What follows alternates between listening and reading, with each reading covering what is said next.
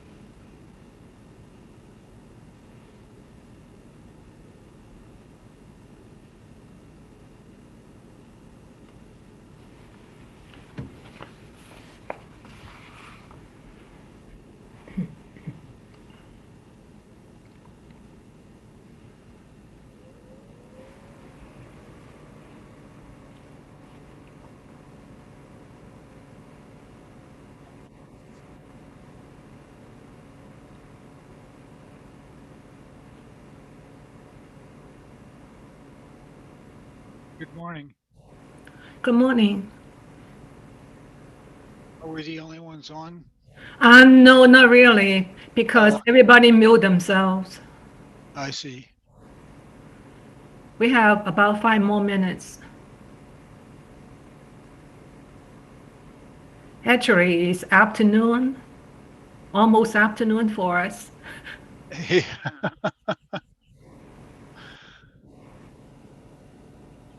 Not for me. Oh, you're in California also. Yes. Yep.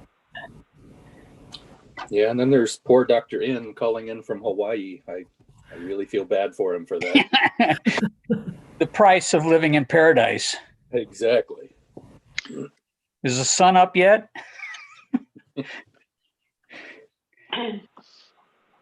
The ERPA meeting is also this week, and and they're doing it virtually, and it's an international meeting. So the time it begins for California is 3:30 a.m. Yeah.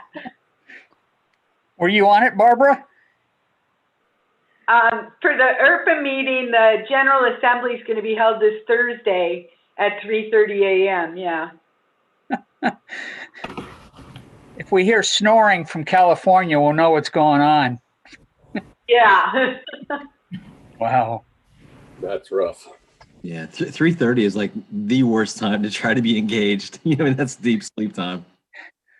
I know it is totally the worst. If it were 4:30, okay. Right. If it right. were midnight, okay.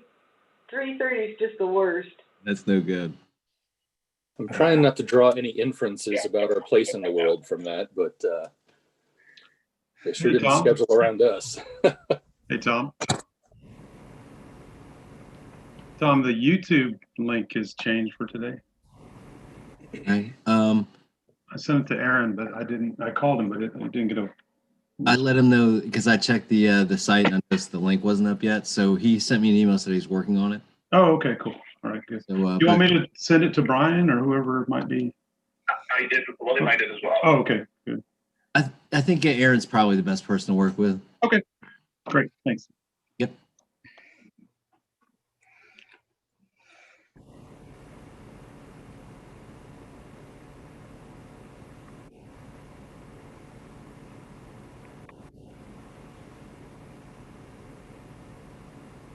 Good morning, all. This is Ken In. Good morning. We were just talking about you. Oh, well, thank you. The sun's just coming up. Yeah. Damn, Enjoy it. I gotta clean the sand between my toes. You went for a walk this morning or a swim. We're a brutal group here. Uh, You're not going to get much sympathy from us, I can tell you that. and by the way, just please call me Ken. I will try.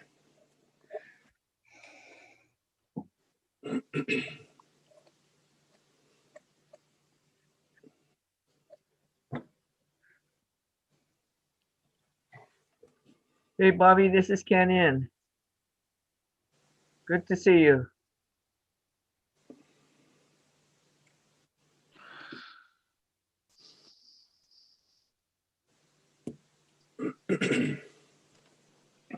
Yeah, hi Ken. Sorry, I was on mute.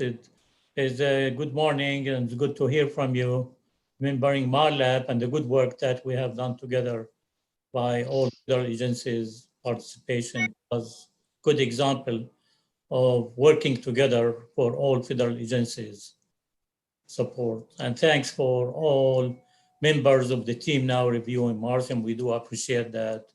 From NRC point of view, we do appreciate it. It's good work, good review. My God, we must go back almost at least 15 years. Yeah, it takes about 10 years to develop multi-agency document. And that's really the issue. How can we reduce the time and try to be more concise? MARLAB document is several thousand pages of work, and it's a huge amount of work. And the question is, in the future, when we develop MARSAs or those, or for subsurface or other documents, we need to think about the way how we can do it faster, quicker, and smarter. Good call. Well, no matter how much technology I get, the slow step is still the brain.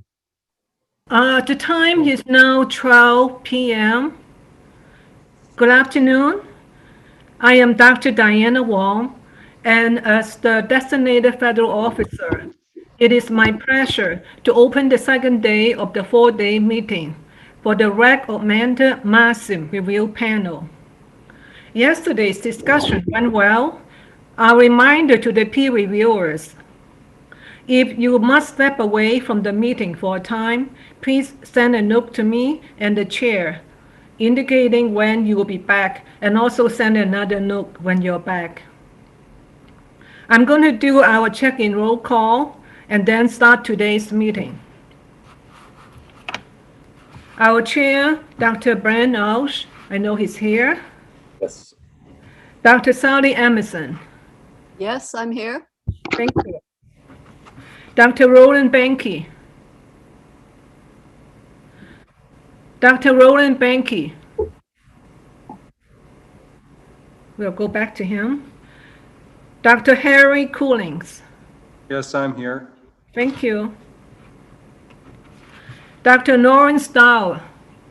Yes, I'm here. Thank you. Dr. Tim DeWool. Oh, he is out for 2 hours today. He'll be back later. Mr. Earl Fordham. I'm here. Thank you. Dr. Eric Golden. I'm here. Thank you. Miss Barbara Hamrick.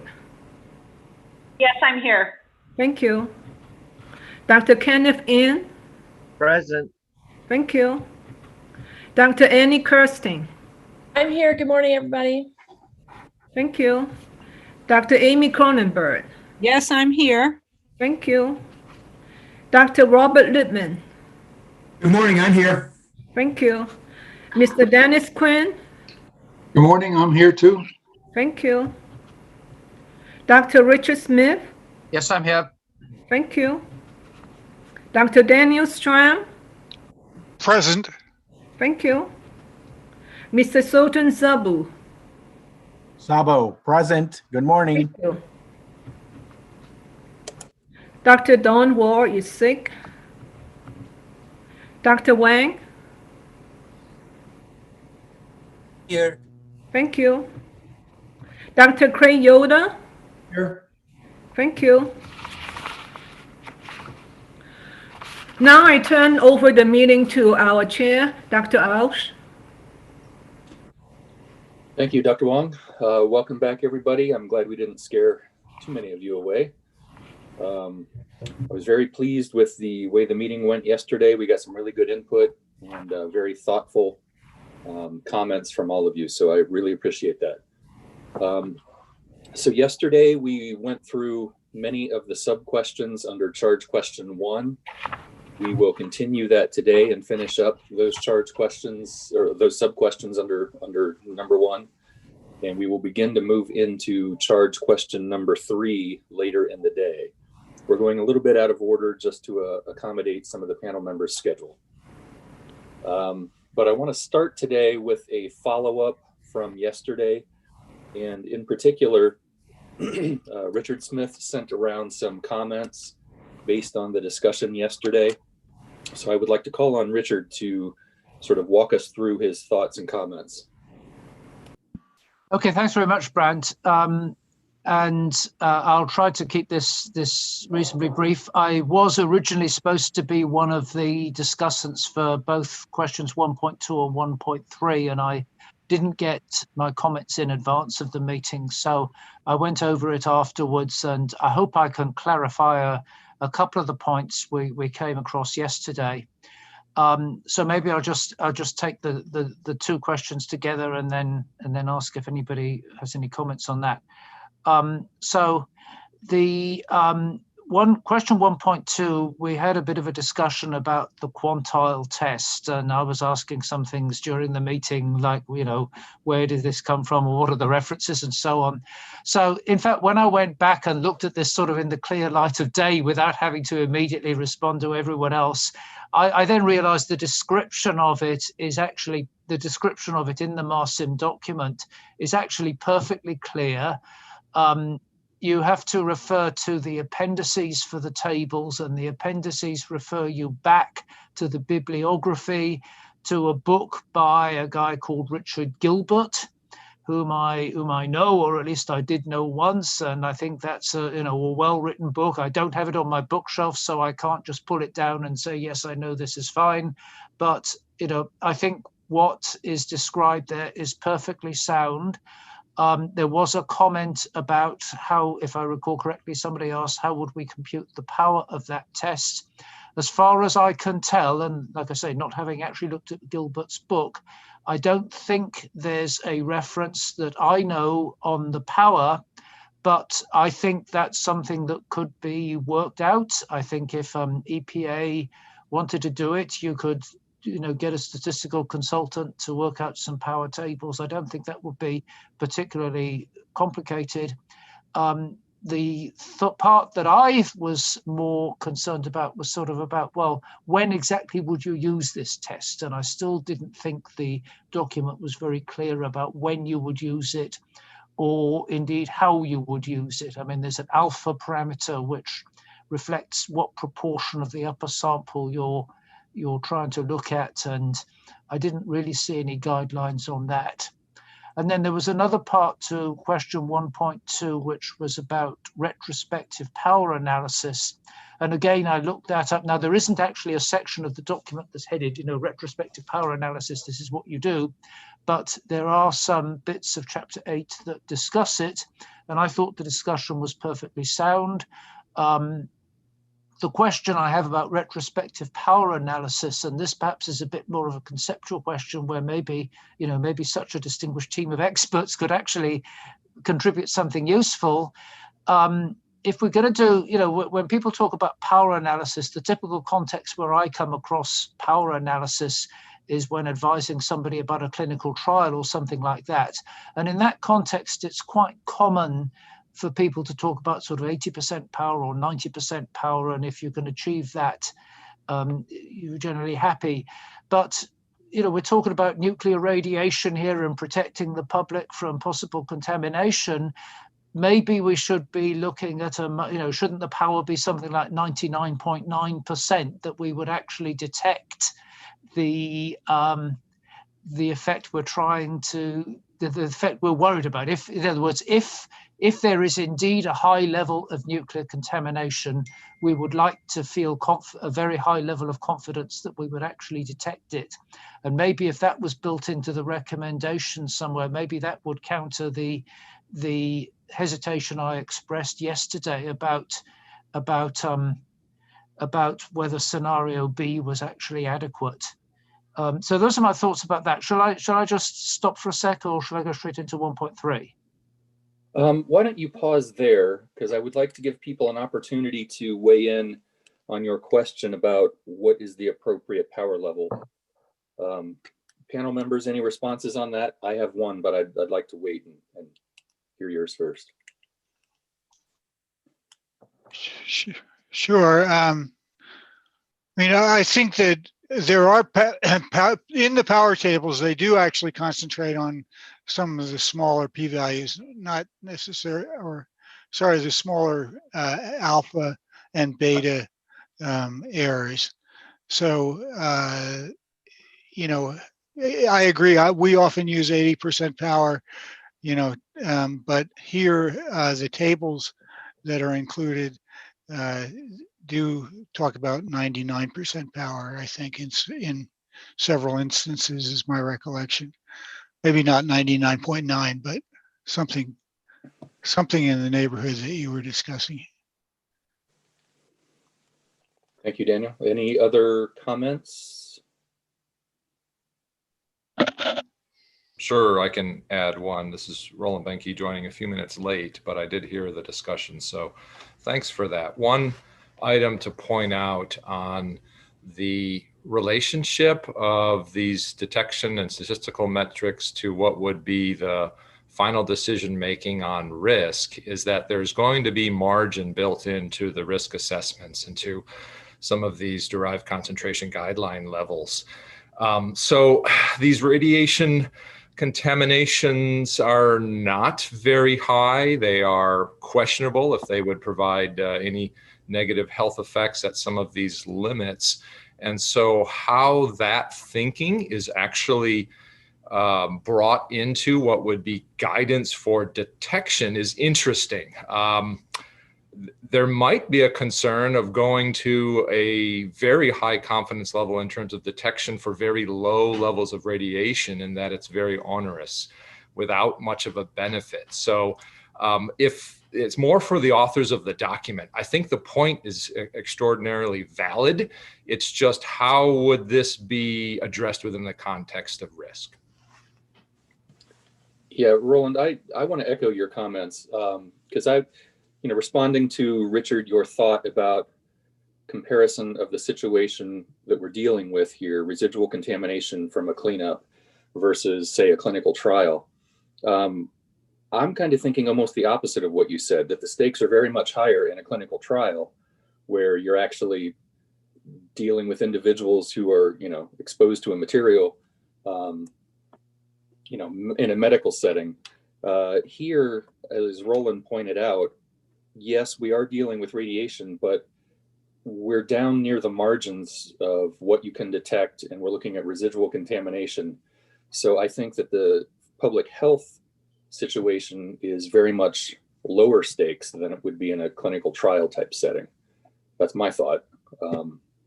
So other panel members, do you want to weigh in on this before we ask Richard to proceed with his comments?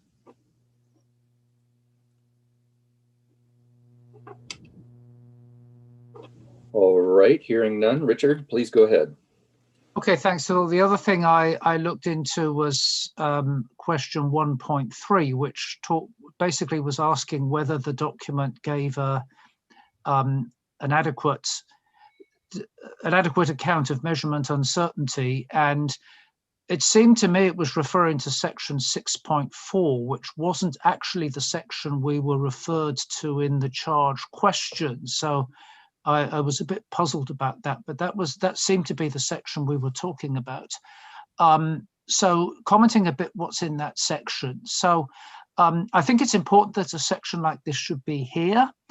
I'm not very happy about the way it's actually laid out all the specific content that's in it. The section starts off with a discussion of systematic uncertainty versus random uncertainty, which I think is a very important distinction to make. I know when I teach elementary stat classes, a lot of people tend to ignore the fact that there's such a thing as systematic bias at all, but that's a very important practical point. I didn't actually feel, I was reading it a bit from the point of view, well, how would I know the difference? If I was a practitioner who didn't know much about statistics, how would I know the difference? And I didn't feel there was much in the way of practical guidance on that. And one thing that a lot of us teach in statistics courses is sort of this idea of sort of shooting arrows at a target.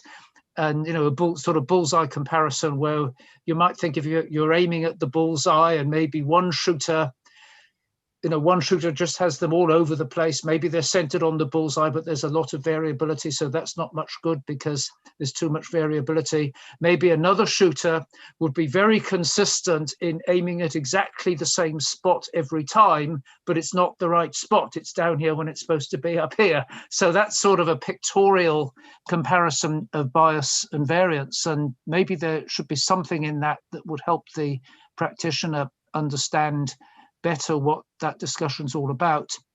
And then I looked at the next two sections. I remember there was some discussion about that yesterday, where there was the one question which was about the counts. If you have counts in a possibly infected region versus counts in a background region, how would you? And then there's a formula there, the sigma n formula for the standard deviation.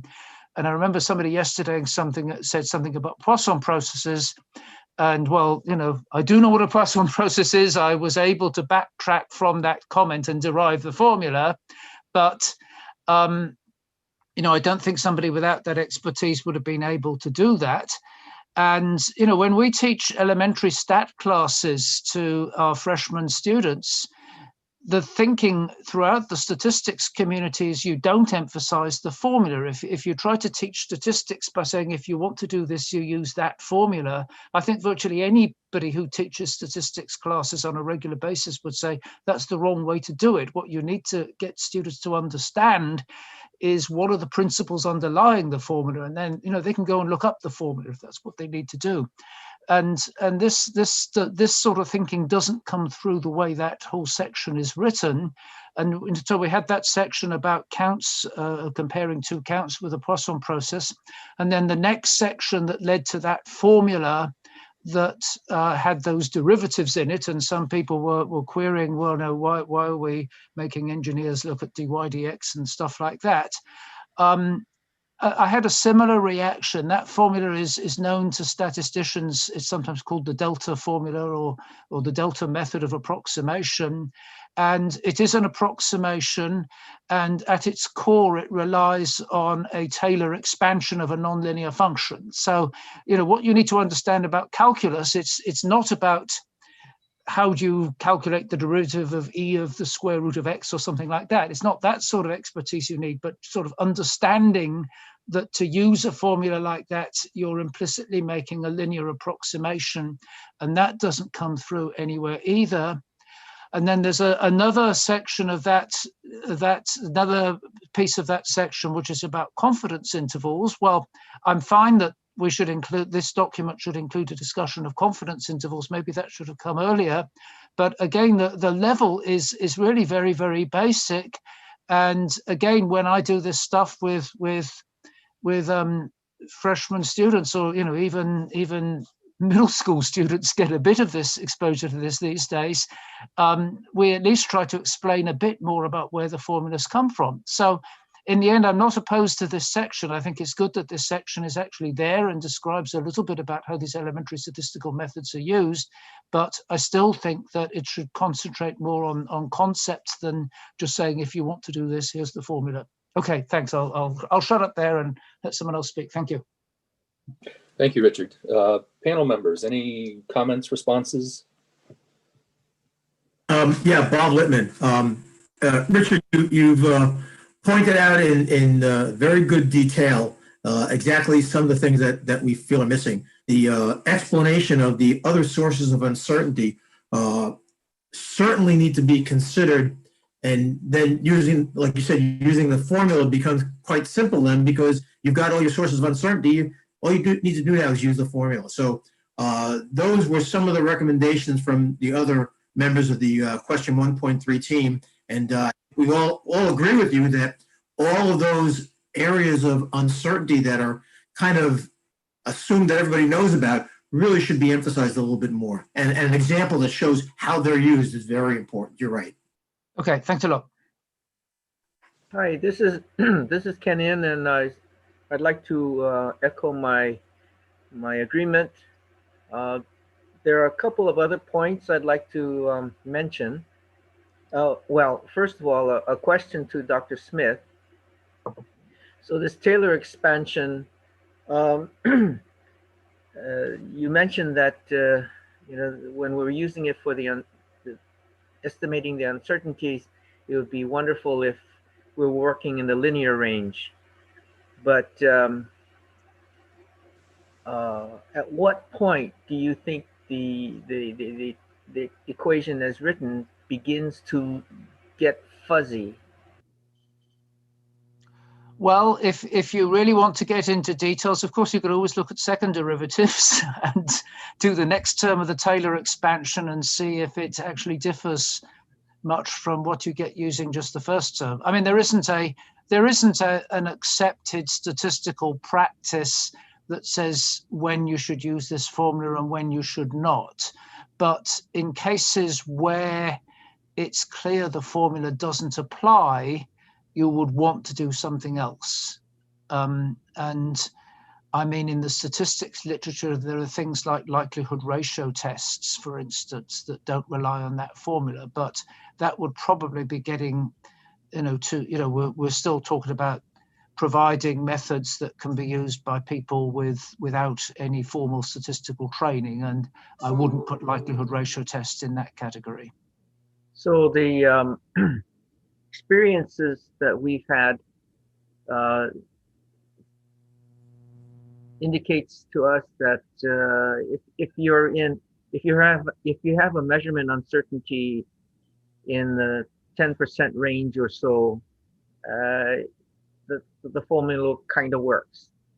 But when you get up to the 20 or 30% uncertainty range, it gets to be kind of dicey. And sorry? Yeah, yes, that I mean, I wouldn't say necessarily it has to be 10% versus 30%, but yes, that's the idea. That's the right idea. So, but the thing is, when we're talking about MARSIM, and particularly for the final survey work, your measurement, hopefully, the amount of radionuclides that you're looking at is small, and so when you and if you're going to use words like MDC, minimum detection limits, then you're working with uncertainties maybe in the 30% range. And so this kind of makes me nervous, because then you might need to think about using other kinds of tools. And so I just wanted to bring this cautionary note about the use of this equation and how far you want to throw this brick. So that's my first point. The second point is if MARSIM is going to be consistent with the NIST document on uncertainties, or the ISO document on uncertainties, then the vocabulary may need to change some. The idea, I think, in the guide to measurement uncertainties is that you have taken care of making all of the bias corrections. You've identified all the sources of bias, known sources of bias, and you have made corrections for them. So all that is left are the uncertainties. And you can, in this document, you call them the systematic uncertainties and the random uncertainties. However, in the GUM, you have the random uncertainties, and they lump everything else under other. So the type A's and the type B's. The type A are the random uncertainties, and the type B's are the others, regardless of what you want to call them. And so when I was reading through MARSIM, every time the words bias uncertainties or systematic uncertainties showed up, it kind of made me cringe, because in the GUMs, they no longer talk about that kind of language. And so the vocabulary is a little bit changed. The ideas are similar, but the vocabulary has changed somewhat. And so that is the second point I might have wanted to amplify when we talked about section 1.3 yesterday. But so thank you for giving me the opportunity for bringing them up. Sure, thank you. Other panel members, do you want to comment on Richard's discussion before we move into the next charge question? Yeah, this is Craig Yoder. A couple of things, maybe to clarify what you just heard, and maybe help Richard with how do you understand between a systematic and a random variable. The NIST or the ISO, when they classify uncertainties as type A or type B, it's really a distinction on how the parameter of uncertainty is determined. The type A errors are determined statistically through a statistical process, and the type B uncertainties are derived by non-statistical processes, usually professional assessment or some kind of a very modest analysis. Either one can be random or systematic. If you read the NIST document, it all depends kind of on context and how they're interpreted. But Dr. Ian is correct that all systematic or biases should be corrected in the data. But what you have to understand that correction or correction factor has an uncertainty in itself that has to be entered into the equation. So it's not just I correct the bias, but there's an uncertainty in that correction value that has to be applied to the expanded or combined uncertainty. So I think that's why there's a benefit to using the NIST approach of type A and type B, because you don't have to make a decision if it's a random or a systematic error in terms of the analysis of uncertainty. You do have to understand the systematic if you're going to make a correction for bias. So I just think it may be a subtle clarification, but I think if you can stick to the type A, type B, it will allow you to do things a little easier. One more thing about, let me continue with what Dr. Yoder said. The combination of the type A's and B's are all handled the same way. Once you've identified whether it's A or B, combining them is a much simpler matter.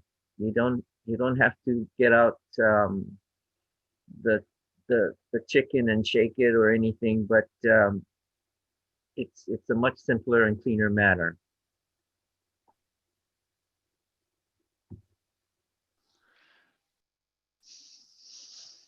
Thank you. Any other comments?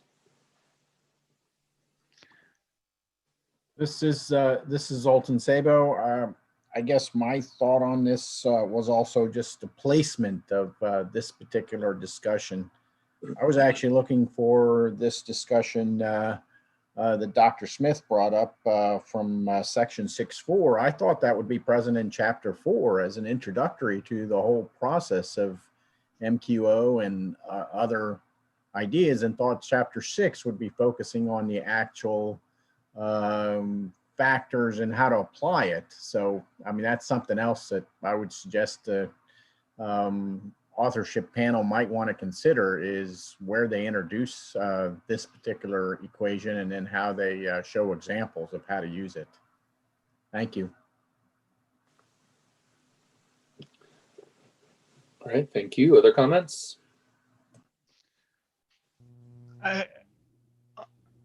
I kind of like the terminology shared and unshared errors. I mean, I brought that into my comments.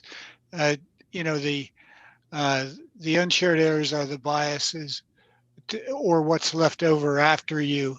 Sorry, are the random errors, and the shared errors are the things that are left over after you do bias correction and things like that, or you know, are inherent in the process. Although, I mean, you know, the biases don't go away as the sample size gets larger and larger. I mean, that's one distinction between shared and unshared error. And I think that's true regarding the use of the Taylor series expansion. You know, if you have to use the covariance, you know, the covariance matrix of the errors is actually key to that. And if it's not all unshared error, then that covariance becomes complicated to ascertain. Yeah, I just a quick comment there. Yes, you mentioned covariances. I left that bit out of my own discussion, but that section we were talking about does say we assume that the different sources of error are independent, and if that's not true, you should look at covariances as well as variances. Right, and in general cases, it's probably not going to be independent. Absolutely. We've been spending some time looking at covariances, and I'm sorry to say it's much more prevalent than we want to expect.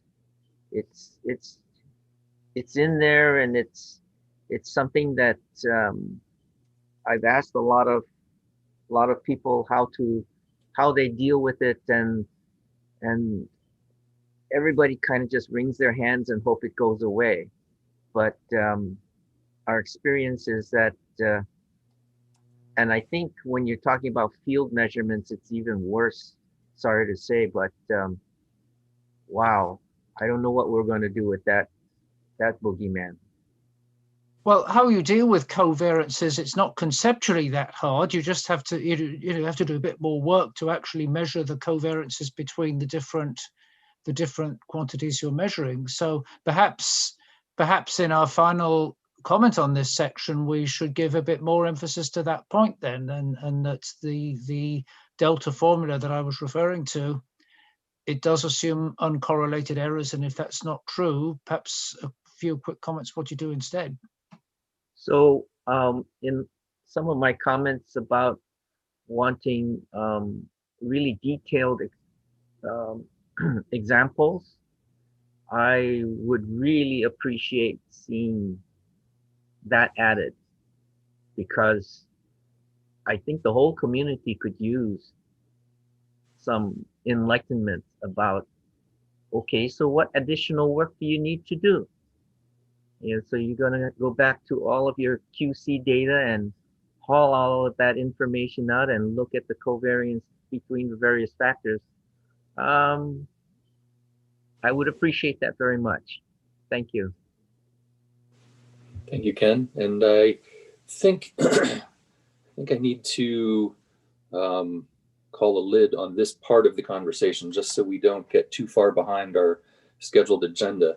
It's a very good conversation. I want to encourage everybody that participated to capture your thoughts in the written comments that you send to Dr. Wong. But I think we need to move on to the scheduled items on our agenda. So thank you very much, Richard, and thank you everyone for the conversation on this point. So Craig Yoder, you're on deck, so get prepared. We are going to follow the same similar format from yesterday, where we go through the charge questions one at a time. I will call on the lead discussant to give a summary, and then open it up to other assigned discussants, and then after that, open it up to the panel at large. We're going to begin by considering the last two sub-questions under charge question 1, and then we'll move into charge question 3 later in the day. So the first question that we're going to look at today is question 1.5. So Catherine, could you please read charge question 1.5 for us? Yes, I can. Can you hear me today? Yes. All right. Question 1.5 is the discussion of the use of MARSIM surveys for addressing sites containing discrete radioactive particles technically sound and appropriate, and is the description accurate?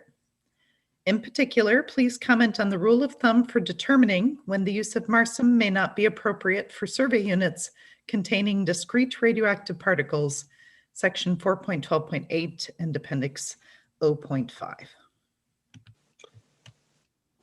Thank you. Craig, can you give us a summary, please? Sure. So I think there's certainly value in having a discussion within MARSIM on the discrete radioactive particles. I think everybody's in agreement that the general survey techniques in MARSIM should not apply to discrete radioactive particles, and that is an appropriate caution that the document currently makes. I think the description of the DRPs could be enhanced a little bit, because you could have a variety of nuclides that make up the particle. They could be alpha emitters or beta emitters, gamma emitters, or combinations thereof, depending upon the site and the work. We think that most of the time that the historical site analysis should give some indication as to the likelihood that you're going to encounter this particular problem. In my mind, this represents a very special case, and it should be addressed as outside the context of either the EMC or the wide area survey strategies. A lot of us thought that there should be more discussion about how the DRPs would affect the DQO and the MQO processes prior to the conduct of a survey. Many of us thought that the surveys looking for discrete radioactivity should occur as early as possible within the sequence of surveys, because in some cases, these may in fact represent a hazard to the workers in the area should they become dislodged and either attach themselves to the skin or even worse, be inhaled while people are surveying the site. So the earlier that this can be addressed, many of us thought the better. Assuming that we can get through the DQO and the MQOs, because they're going to have to be specially assessed for the discrete radioactive particle and what you think the likely radionuclides are going to be, we get to the rule of thumb. And the rule of thumb was to provide a guidance on when not to use the MARSOM normal strategies. And there was some debate among the panel members as to that rule of thumb. Was it effective and could it be accurately implemented? So the rule of thumb looks at a value of D, which is the distance between the detector and the source, and a value, a multiple of L, 3 times L. L is being, as it's written in the MARSOM document, the length of the extended area of measurement or enhanced measurement or whatever it might be. I think it's the minimum area of enhanced measurement. This may not, in many cases, affect the avoidance of the EMC sampling requirements. And you can go through a couple of mathematical assumptions I did in my comments where it appeared that you could have a DRP and still fall into the trap of having to use the MARSOM strategies. I think many of us felt that perhaps within the MARSOM document, it would be useful to determine how a DRP might appear in the response data of the instrumentation. That is, you're probably likely to see a rapid increase if it's detectable. Now, in many cases, these may not even be detectable, and that's a different problem, but that's more of a technical problem of instrumentation and where the source is likely to be. But let's give it a fact that we could detect it with some of the instrumentation. The question is the signal going to be sufficiently distinguishable from the other types of signals you would get? That is, does it rapidly increase? Do you reach a maximum? And do you do a rapid decrease as one is scanning or moving over the source? And perhaps if that signal exists, can then you perhaps use let's say a comparable idea to the full width half max? That is, you look at the position of the maximum counts and then determine the distance where you see, say, like half the counts, and define that distance and say, okay, that distance represents a boundary by which we think a particle would create a dose profile or a signal profile. And if you're less than that, then you have a DRP. And if it's greater than that, you have a much larger source to do that. And then in closing, I think most of us felt that if you encountered a DRP, just clean it up, that the area is sufficiently small enough as not to pose great difficulties, hopefully, and just moving it out and then going about the regular survey approaches. So with that, I'll open it up. All right, thank you, Craig. So I would first like to open it up to the other assigned discussants, and those are panel members Benke, Fordham, Golden, Hamrick, Kirsting, Lippman, and Sabo. Any comments from any of you? Yeah, Bob Lippman. One of the things about DRPs is that if you find one, there's going to be others. They don't, they don't just occur all by themselves in one spot. And overall, you have to consider how that's going to affect the overall survey. Another thing about DRPs is that they're frisky little characters and they will jump. People have seen them move as much as several feet during the process of doing a scan. You have to realize that if they are present, that there is distinct possibility that they will contaminate scan equipment and give you false readings in a variety of locations until they're removed. So it presents another problem from doing the scan problem, is that when you determine them, as Craig said, not just to remove them, but now you've got to look at the scan equipment and say, well, if there's one there, there's probably another one there. Is my equipment contaminated? And that point really needs to come out if somebody can use the scanning process where DRPs exist.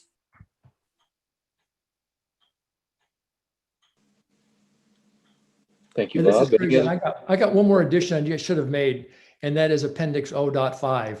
Everybody, I think, recognized that that was almost a complete duplicate of Section 412.8, and either it can be eliminated or perhaps enhanced with more detailed information. But as it exists now, it really doesn't add much value. All right. Other comments from the discussants? Let's go ahead and open it up to the whole panel then. This is Zoltan Sabo. I guess I was part of the panel.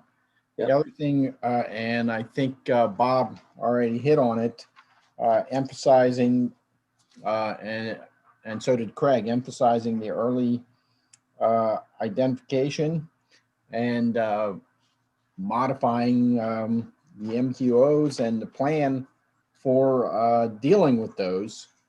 And I was wondering, I know there's like several of the figures that show like the steps to the process. And I was wondering if there could be like a sub figure to one of them that would show modifications that would be needed if there were issues with hot particles. I suggested as figure 5.6 maybe, that there would be a side panel or a second draft version of that would show different steps that would need to be taken in the presence of hot particles. Maybe others might suggest other figures. That was the one I came up with. But I was wondering if something like that would also be helpful. Thank you. All right, thank you. Any other comments from anyone?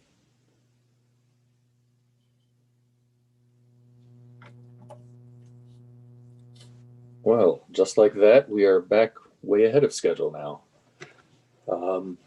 So I guess we will move on to charge question 1.4. Dr. Fordham, you're going to be on deck for the summary, but first, Catherine, could you read that question for us? All right, question 1.4. The discussion of survey requirements for areas of elevated activity technically accurate, appropriate, and clear. In particular, please comment on the decision to maintain the use of the unity rule for multiple areas of elevated activity, section 5.3.5, section 8.6, and appendix O.4. Are there suggested alternatives to the use of the unity rule? Thank you, Catherine. Dr. Fordham, please take us through the summary of the preliminary comments.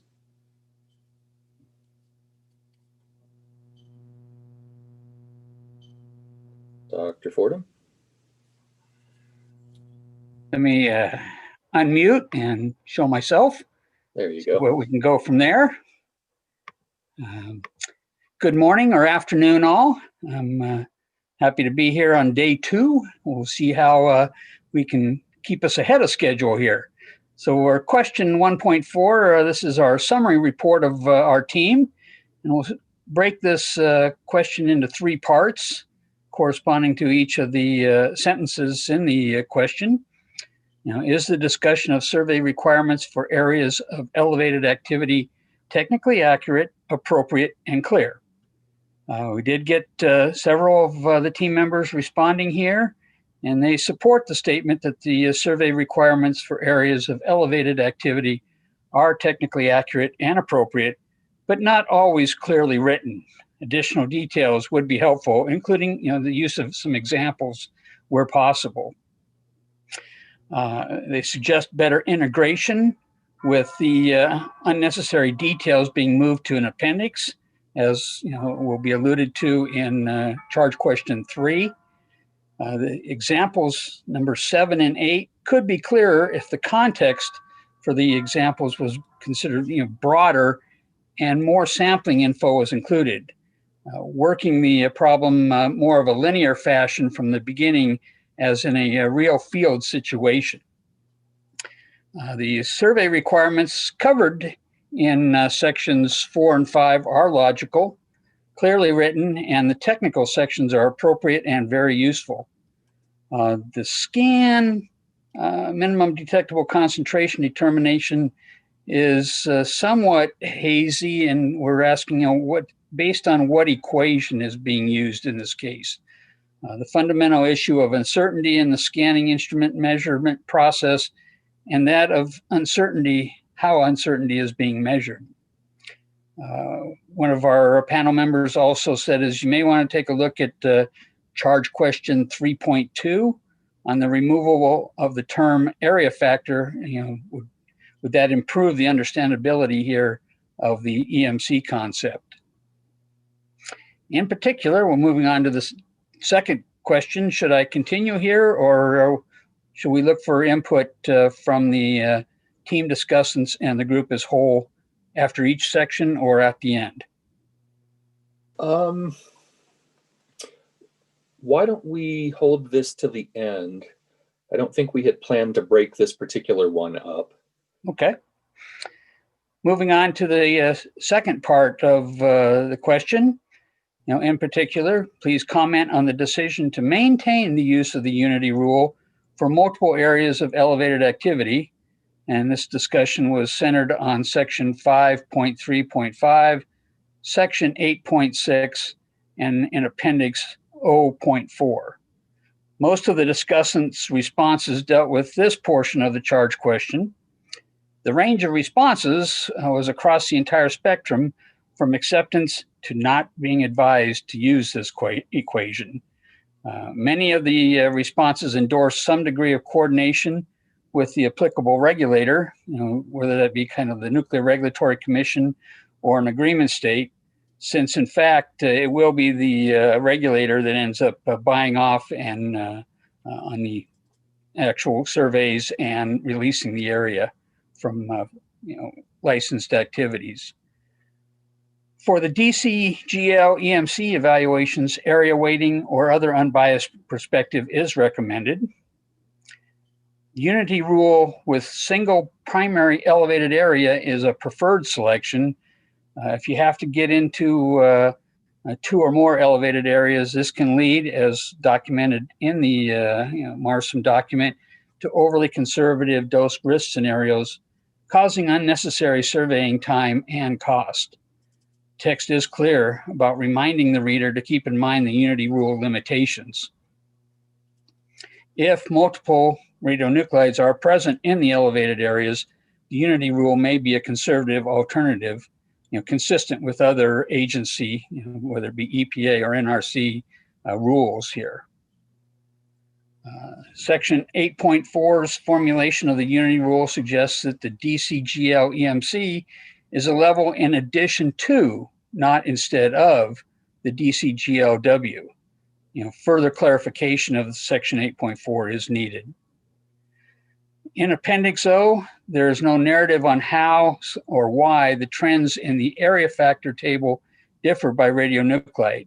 Perhaps some narrative can be added here to explain, is this based on the type of radiation emitted or other factors such as penetrating power of that radiation. Additional real-life examples would be useful in demonstrating the concepts. Narrative and equations before examples are inconsistent, making examples hard to follow. And the last part of the charge question, are there suggested alternatives to the use of the unity rule? Many discussants believe there are alternatives to the unity rule, but no specific alternatives were presented other than those provided in Section 8 of the proposed MARSIM revision. Some discussants considered ratioing the elevated concentration areas based on the inverse square law, based on the distance to a main site.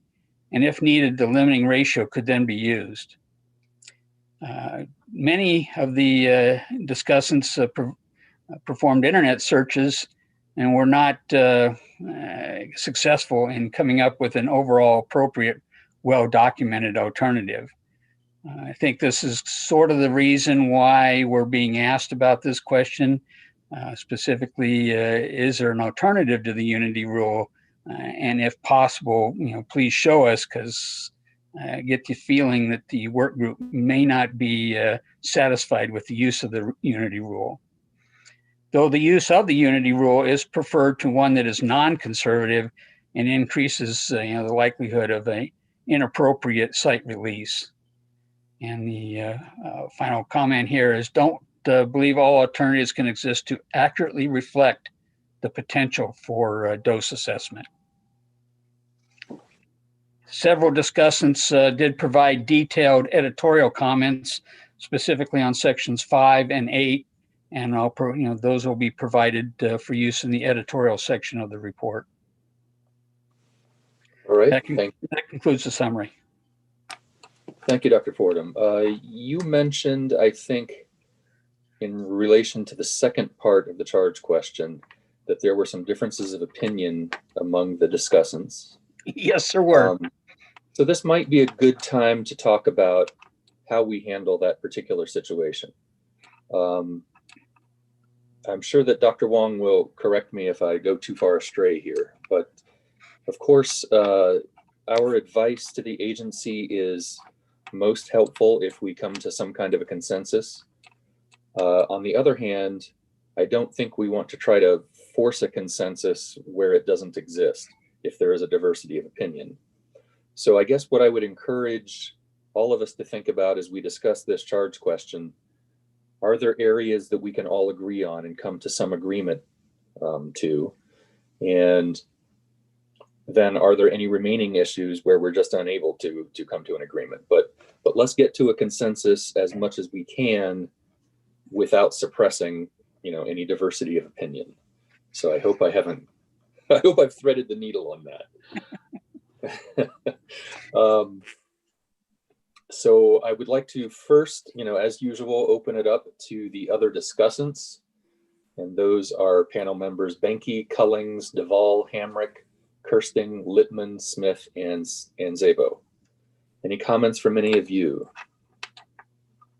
Yeah. Yes, this is Barbara.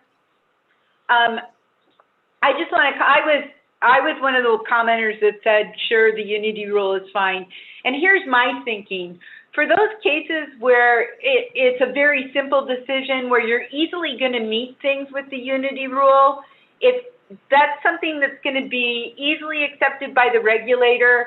And so I think that it should be left in there as an option. It's like the first cut. And if it doesn't, and I apologize, there's a lawnmower outside my office.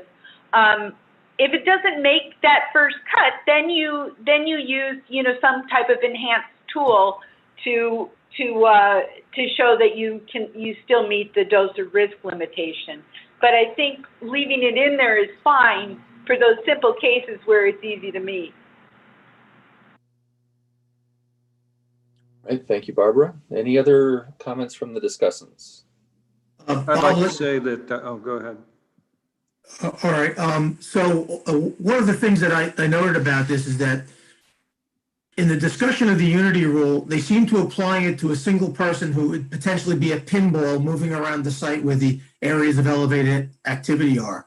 And I think that's a little bit short-sighted for two reasons. One, the areas of elevated activity could correspond to more than one radionuclide.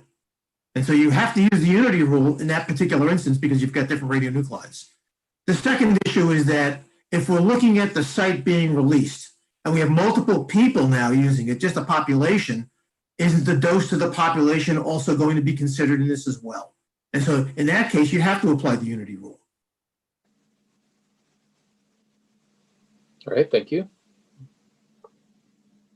Could I make some comments? Maybe I could just respond briefly to what Brent just said about how to handle disagreements.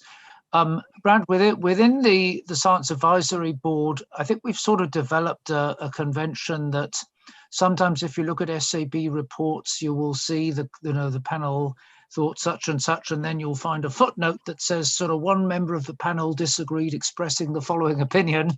Yeah. And I actually think that's quite a good way of handling disagreements, because it means that nobody gets to feel their point of view wasn't heard, but it does allow you to distinguish between, what the majority of the panel think versus what a possibly small minority thought. And I would recommend thinking of that as you put the final, as the panel puts the final report together. On the technical points of this discussion, please bear in mind, I'm an outsider to this field, and I'd never heard of the unity rule until I joined this, until I started reviewing these documents. And I looked at it and tried to think, well, what's the logic, what's the justification behind a rule that looks like that? And what I came up with is, you could tie it to a risk model. I think somewhere in my written comments, I referred to logistic regression. It doesn't actually have to be specific about logistic regression. But if you're using a unity rule that implies that particular linear combination of radionuclides is the thing we're trying to control, that implies that somewhere in the background, there's a risk model that basically says you can measure risk in terms of that sum of components. And from my perspective, that could be true or it could not be true. I would welcome some discussion of when that statement's true and when it isn't. Whether you should apply that rule in the case of elevated contaminants, my gut reaction was, well, it's probably more important in that case than in the case where most of the contaminants are low. But I think that, we might be confusing two different issues here. I thought the question was partly getting at the issue of, well, maybe if we can show that we're in compliance for one part of the area that we're trying to survey, maybe we don't need to do exactly the same thing at all the different parts of the survey. Maybe there's some way we can exploit the implicit spatial correlation here.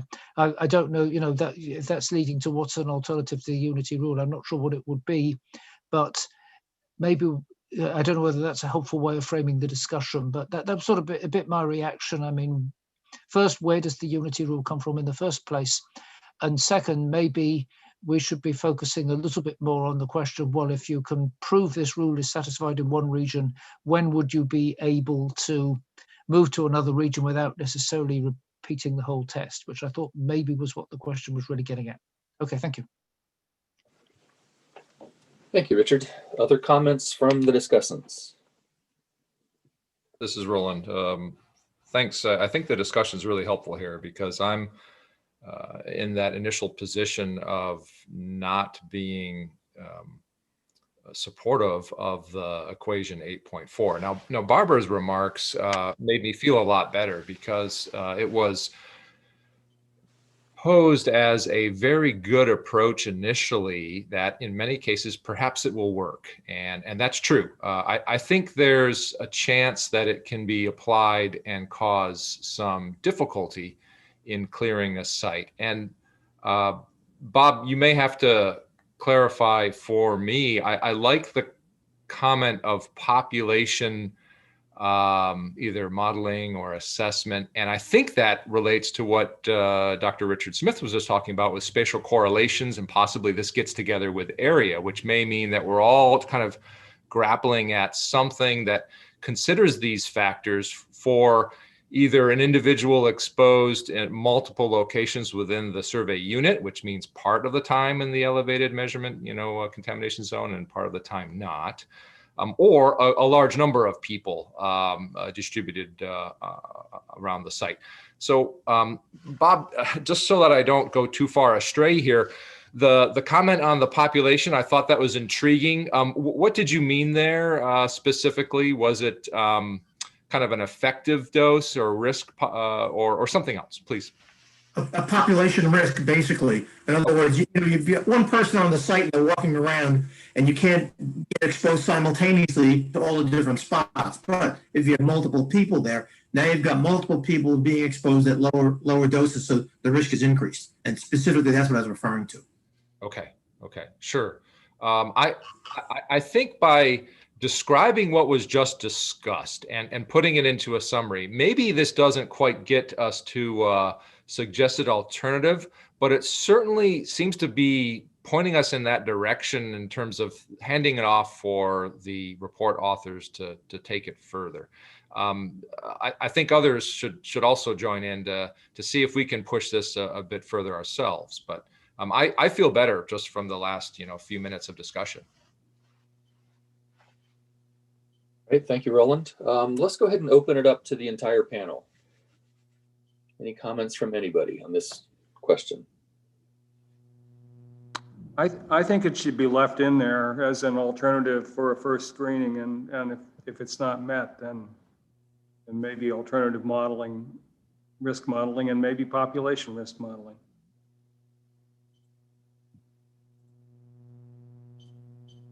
All right, thank you. Anyone else? Yes. Oh, go ahead, Dan. Oh, sure.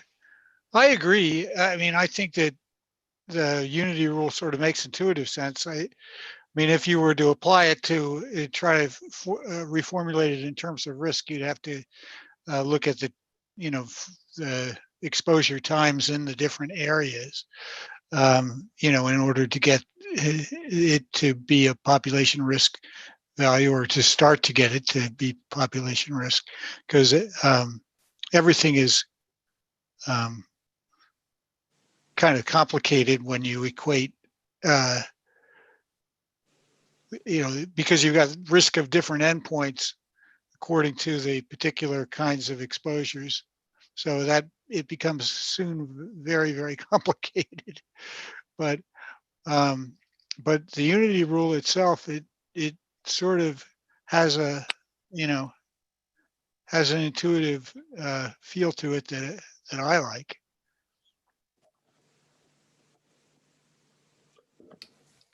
Thank you. This is Larry. I agree, but I was also glad that Rev 2 in section 2.5.1.1, where it talks about the small areas of elevated activity, it does open up particular sites in their process to use alternative to the unity rule. It says, as an alternative to the unity rule, the dose or risk from the actual distribution can be calculated if you have an exposure pathway. So I think that it does open up the possibility for.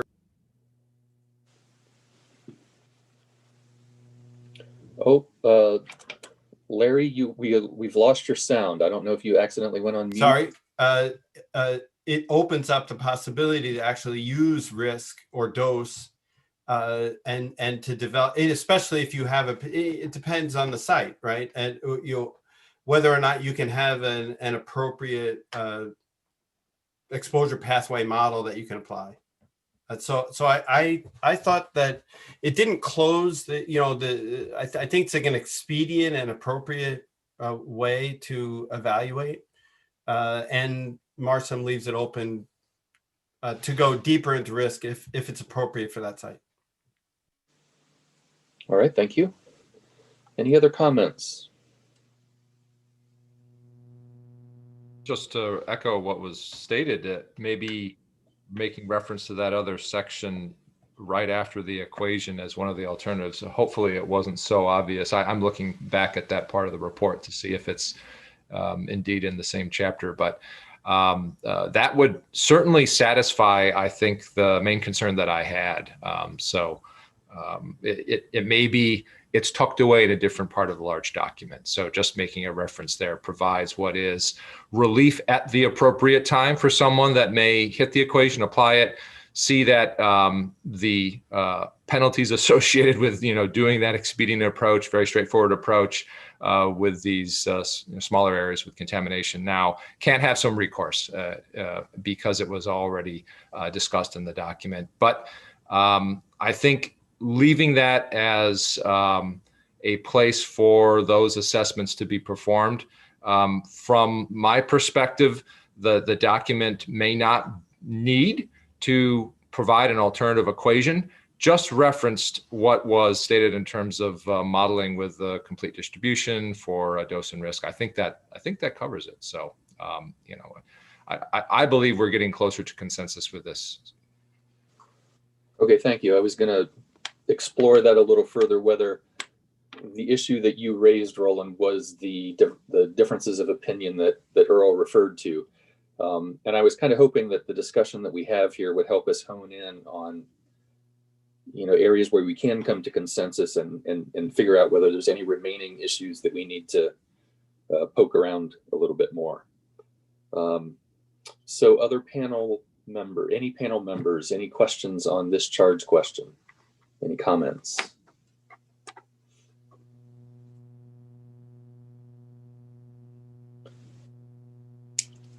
Well, we are flying today. We are almost an hour ahead of schedule. We will keep pressing ahead. So that is the last of the sub-questions under charge question number 1. I think we'd like to press ahead now to, we're going to go a little bit out of order and go to charge question number 3. So Dr. Collins, we're going to first go to question 3.1. So you are on deck. But first, Catherine, could you read the overall charge question number 3 and then also question 3.1? Yes, Will, could you back up just one slide to page 19? Thank you. All right, charge question number 3. Is the information in MARSIM revision 2 clear, understandable, and presented in a logical sequence? How can the presentation and content of the material be modified to improve the understandability of the manual? And then if you could move forward one slide to 3.1. All right, question 3.1. Please comment on the revised description of how to set the lower bound of the gray region, LBGR, and its likely effectiveness in encouraging users to rely on site-specific information for doing so, Chapter 4 and Section 5.3. Thank you, Catherine. Dr. Collins, please give us the summary. Okay, I think probably the most important comment is that in Chapter 4, it's not noted that the lower bound of the gray region is just the decision level, and that really needs to be brought out. So let me go ahead and read through some of the comments that I think are salient from the group. First of all, in section 4.12.3, where the LBGR is first used, it seems confusing that the examples must rely on a table in the next chapter. And might it be possible to integrate most of this information into Chapter 5, where it's also covered, with a higher level summary of sample size determination being presented in Chapter 4 and a reference as already given to the appropriate sections in Chapter 5. Also, as I noted, the LBGR should just be noted to be the decision level in a scenario A. So just for instance, just say that the decision level is set to a conservative estimate of the amount of material remaining in the site after remediation, and then possibly adjusted after one sees how many measurements would be necessary to get acceptable error rates. I'm not sure how the criterion that should be taken as a reasonably conservative estimate of the amount remaining in the remediated area was arrived at, and I can find no explanation of that decision in the manual as it's currently written. But it would make sense that such a choice would avoid increasing type 2 error by getting too far down into the area where the presumed remaining level of contamination is. But this is not explained at all in the manual. There should at least be some verbal description of why a conservatively high estimate of the amount remaining in the remediated area is a good LBGR. Also, there are no figures like figure 6.1 for the concepts of type A and type B scenarios. And I thought that was a very nice figure. And I think there should be figures for type A and type B scenarios that show the null and alternative hypotheses and the critical value and the type B and type A errors. So I thought that would be a useful addition. Also, it's understood that the definition of the gray region, hence the LBGR, is discussed in more detail in section 5.3.1. However, while the example discussions in chapter 4 are helpful, it would be much clearer if the revision 2 would include a short paragraph specifically on considerations for setting the LBGR prior to these examples that discusses how the site-specific information, along with some emphasis on conservatism, is applied to this most important parameter.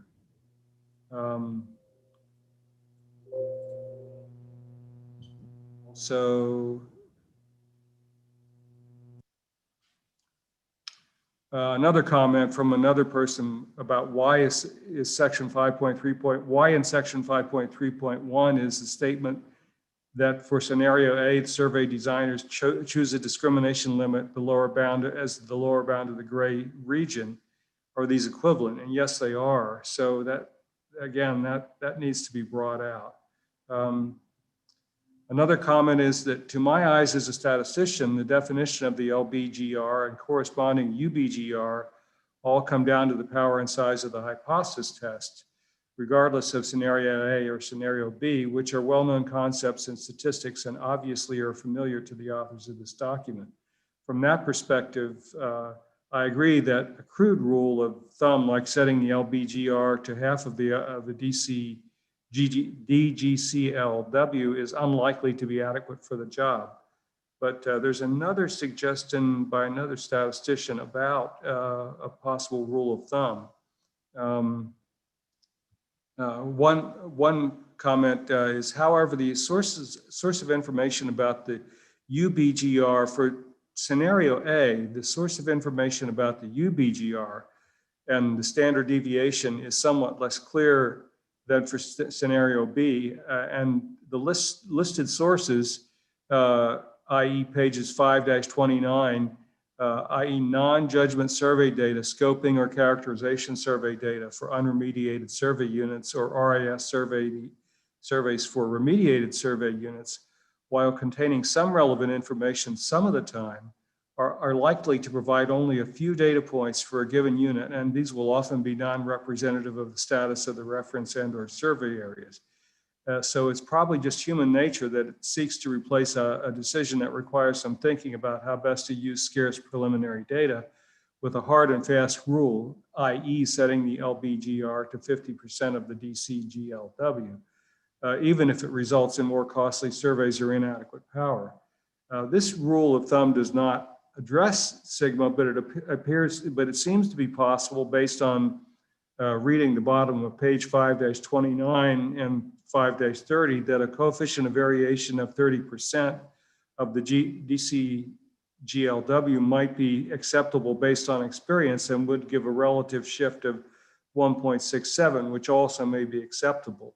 So that probably leads to large sample sizes than really required in most cases. But the question for the Marsom authors is, in what fraction of the actual cases is truly informative data ignored in the sample size determination? Given the other places where conservative assumptions are employed in these calculations, is a rule of thumb similar to the above, just really all that bad? And then in scenario B, the UBGR is called very vaguely the discrimination limit, but defined in statistical terms as a value that can be readily distinguished from the action level. This is somewhat circular since such a limit depends on sample size, and I recognize that such ambiguity is inherent to these calculations, but it might be helpful to present some power curves as a function of the decision limit for a series of sample sizes and judging whether the decision limit is reasonable for a reasonable study size is not unrealistically large in relation to typical requirements. And I think that's about it. Yeah, that's it for the comments that there are a number of editorial comments that I'll provide for that section of the report, but that's the main comments that I selected from the group. All right, thank you, Dr. Cullings. Discussants Amundsen, Dower, Cronenberg, Quinn, Smith, Stram, and Wang. Any additional comments beyond what Dr. Cullings already provided? Yeah, this is Sally Amundsen. I think he covered my most critical comment, and I have nothing to add. The other points that he brought up seem reasonable, so nothing new for me. All right, thank you. Hi, this is Go ahead. Dan Stram. Sorry, my camera was pointing in the wrong direction. I think that, I'm the statistician that wrote the lengthy comment about, a rule of thumb. And I was kind of playing devil's advocate there, obviously. But I do think it's an, interesting question for the MARSIM authors to try to give an idea of how often the problem apparently, I think, is primarily that assuming a lower bound equal to the to half of the DCL, half of the criteria is way too conservative. That really you can detect the actual levels are much less than that. And if you assume that that's true, then you're if there's good data that tells you that you can use a much lower, that the actual concentration is much lower than the DCGL, then you will have a smaller sample size requirement, maybe considerably smaller. And but I just was curious about that and tried to lay out the framework in my comments, and in order to be able to ask, how often is there really data that's being completely ignored, that's that's relevant, that's not pertaining to that's pertaining directly to the reference and the survey sites of interest. All right, thank you, Daniel. I think, was someone else trying to make a comment also? Maybe I could make a very brief one. Thanks for summarizing the comments I made. I think you probably did a better job than I did of expressing them coherently. I just wanted to add one thing that's about, so the relationship between power of tests and stuff like that. I think, sometimes we statisticians actually get it backwards. If you read the statistics texts, you're supposed to first define your null and alternative hypotheses and then calculate the power. But often the way those concepts are applied in practice is people start off with a notion of what sort of power do you need, and then try to figure out, well, what alternative hypothesis would give you that power. That second way of thinking is really the wrong way of thinking. And what I would say here is that the way we define the LBGR and the UBGR, they really shouldn't be determined by what the power of the test is. You should start with your boundaries of the region and then think about how you would design a test with whatever power you need. And I just felt there was perhaps a bit of a confusion between those two concepts, the way this section was written. Thank you. All right, thank you, Richard. Any other comments from the discussants? Yes, this is Larry. Yep. One minor, Dr. Cullings, excellent job summarizing. I appreciate that. I think just a plea for plain language as much as possible. We utilize, I'm at a hospital, we took down a building, an entire building, 12-story building at some quite high cost associated with making sure that we did an appropriate MARSIM related study and a final status survey, etc.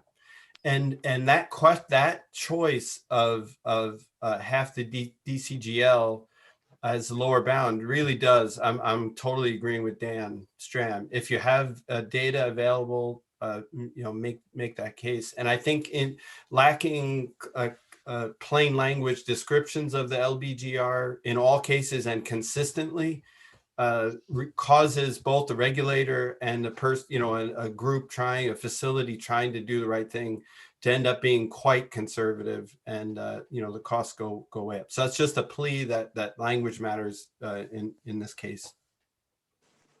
This is Amy Cronenberg, and I'd like to support what Larry just said. Plain language is very helpful. I think we can probably make that apply not just to this question, but to the entire report and the whole subject in general. Plain language is always better.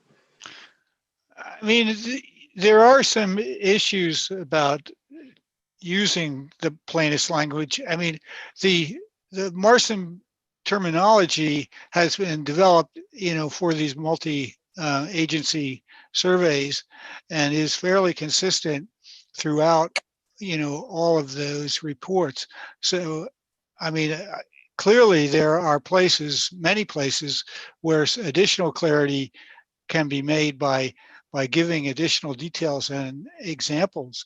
But I would be very reluctant to recommend that the entire, framework that's been developed over these years, discussing things in terms of the gray region and the upper bound of the gray region and the lower bound of the gray region and the discrimination limit and all of that stuff. It actually, once you get used to it, and it takes a while. I did review, I think it was Marseille in the past. And so it sort of came back to me eventually as I was reviewing this document. There is, I think, we have to be careful that we're not recommending to throw the whole thing out, given the repercussions, I think, that it has. I think it's fairly clear, in this question, the lower bound is recommended to be set to a conservative estimate of the residual radioactivity. I think that's very clear. The upper bound is DCGL. I think that's very clear. I mean, it's not clear where the DCGL comes from, but once it's there, it's very clear what to do with it.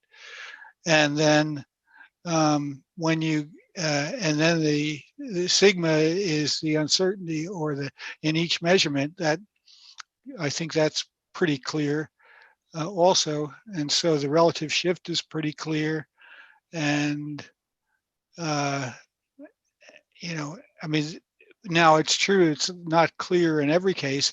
My particular bugaboo was more with the scenario B terminology, which is where there's an action limit that sounds like it's really the DCGL. And in fact, if you look in the glossary, you find that the DCGL is given as the lower bound in scenario B. The upper bound is the discrimination limit. That's basically what I think was being alluded to by Dr. Smith. That's the sort of detectable value at a certain sample size, but that's kind of thinking about it the wrong way. You have to think about the sample size at a certain detectable value. And so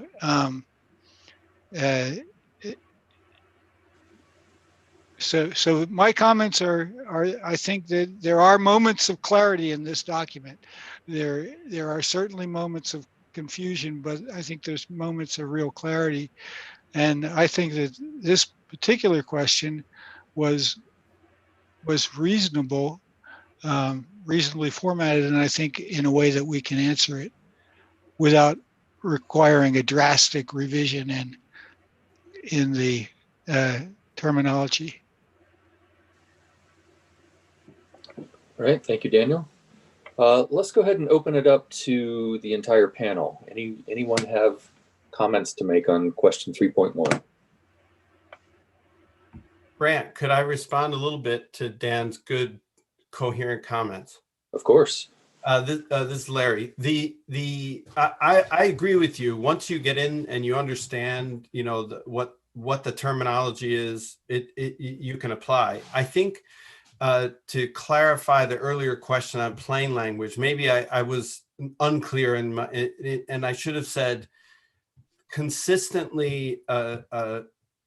Consistent language would help. So you pointed it out yourself that the description of the lower bound of the gray region and how it's utilized is talked about in pretty good detail, fairly understandable for scenario A, but in scenario B, it's a little vague. And I think, you know, in some of our comments, we were saying, just be more specific there and tell us what you want or not as a user. And so I think that's where we're talking about the clarity of language more than anything. But yeah, I agree with you.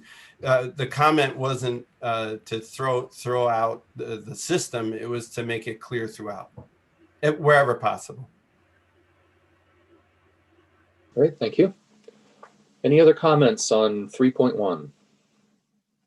Excuse me, this is Eric Golden. Yesterday, Catherine, in the PowerPoint presentation, there was a graphic for scenario B for charge question 1.2, and I may have missed it, but that graphic to me is an excellent description, greater than many thousands of words, to describe the gray region, the lower bound, the DCGL, and the alpha and beta error rates.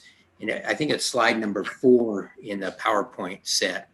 And maybe it's already in there. I looked, I couldn't find that graphic in New Reg 1505 or in the MARSIM document. So something like that to me is much easier to understand than all the description.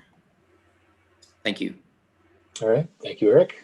Any other comments? Bob Lippman.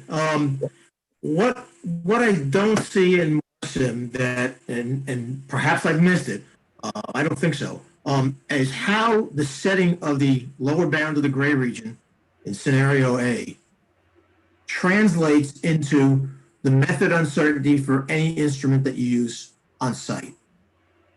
I don't see that there's a connection there, and there must be a connection there. There has to be, because the uncertainty has to be able to ensure that the measurements will not exceed the DCGL. And it seems to me that that's missing. I mean, that's what Sigma is kind of all about, you know, the total amount of certainty. Unfortunately, it's all, you know, in order for any of these formulas to work, you have to assume that they're independent, unshared error, in my terminology.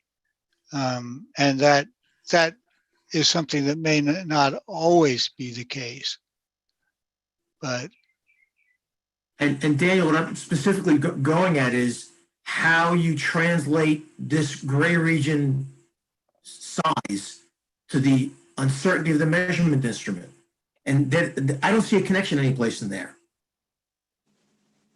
it's through the sigma squared or sigma, you know, so it's delta over sigma, and as sigma gets bigger, the delta over sigma gets smaller, and that means you need a larger sample size. Right, but that maybe I'm not saying this well enough, but how do you select the instrument based on that? How do you know that the instrument can meet that requirement? Where does that come in? I haven't seen that in MARSIM anyplace. Yeah, if you can't measure at the discrimination, if you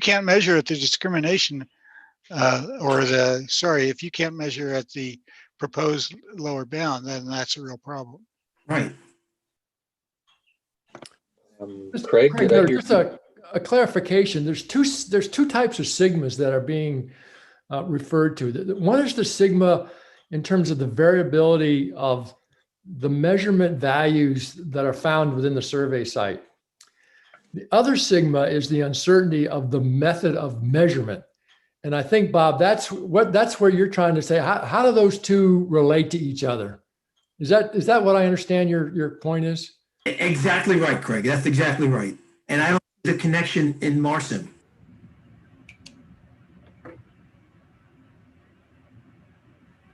Could you say that again? Because it didn't quite Sure. ring. So there, if you look at if I understand this correctly, and there's probably a great probability I don't, but the gray region and how you're dealing with that sigma, I think, is an estimate of the variability of measurements that are acquired throughout the survey area, the site. That is, how variable are the independent measurements?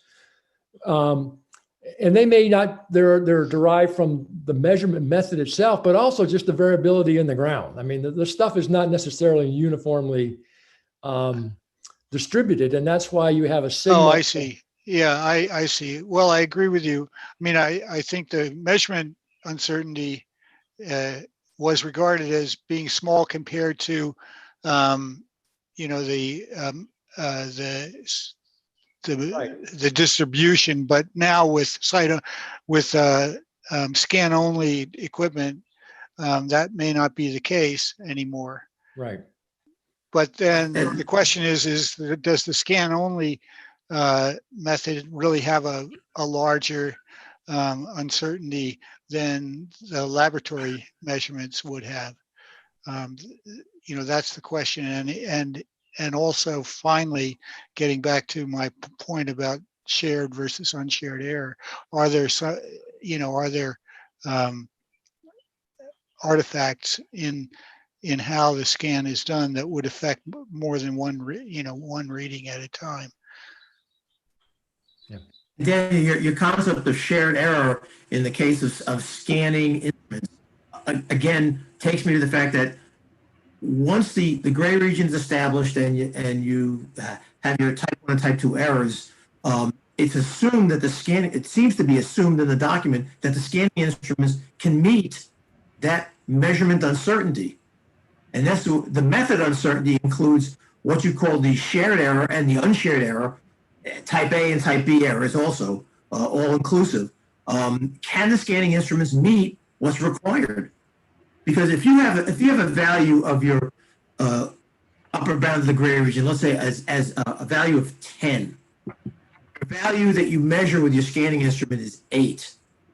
What is the probability that value of 8 represents a distribution in that area that is really 12? Yeah, that has to do with how much shared measurement uncertainty there is. Exactly. Yeah. That's where I see there's a disconnect in Marsim. I don't know that it isn't in there, but if it is in there, I haven't seen it, and there needs to be that connection. I mean, I think this would go back to our earlier. I think what was it, question 1.4 or 1.5? I mean, as well as here.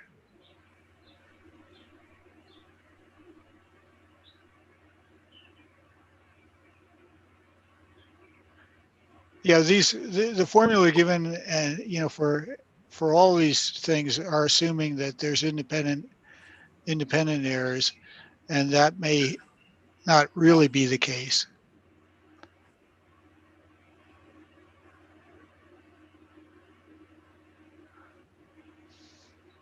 Well, it seems like we might want to recommend to the agency that this point be more clearly discussed in the Marsim report somewhere.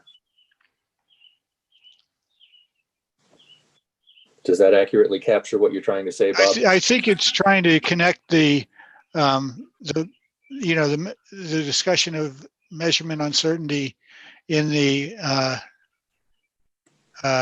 in charge question number 1 with the connection with the issues involved in sample size determination, which all assume that there's no systematic or type B, I think it is, error remaining in the output from the scanners. I think this issue is mostly associated with the scanning equipment. Am I right about that? That's the point that I was trying to make is the scanning equipment method uncertainty good enough for what we've defined in the gray region and the delta over sigma value that's been selected based on that? Yeah. And is that, Yeah, that was missing. they have to be, it has to be established that it is. Otherwise, these, of course, nothing's perfect, and there's always going to be some room for, for some additional systematic uncertainty or shared error. But it needs to be a relatively, needs to be small compared to what you're trying to measure. Right. Aren't these issues discussed during the DQO and MQO process? There's no connection. There seems to be little connection between what is discussed there and what's and the sections that we're looking at. The formula. Whoa, I mean, whoa, whoa. there could be a better connection. Let's put it that way. I mean, defining that in the DQOs and MQOs, I presume is really important for MARSIM. Because isn't that where all the decisions are made about good enough? Yes. And so if it's not clear, then don't we need to make it clearer somehow in the MQO, DQO sections of MARSIM? Or it may be that we just need to have something in 3.1 that refers back to those issues. That indicates that if there is substantial measurement uncertainty, then this method of sample size determination doesn't really get you there. In fact, if this measurement uncertainty is large enough, doesn't matter how many observations that you have. You're very likely to get the wrong answer, or possibly. So if I may, in some of my comments in my assignments, I've struggled with the question about using plain language, easy to understand language. And if that's going to cause MARSIM to rewrite too much, because I'm sorry, I don't speak very much the language of the statistician, but a lot of the major decisions are based on statistical stuff.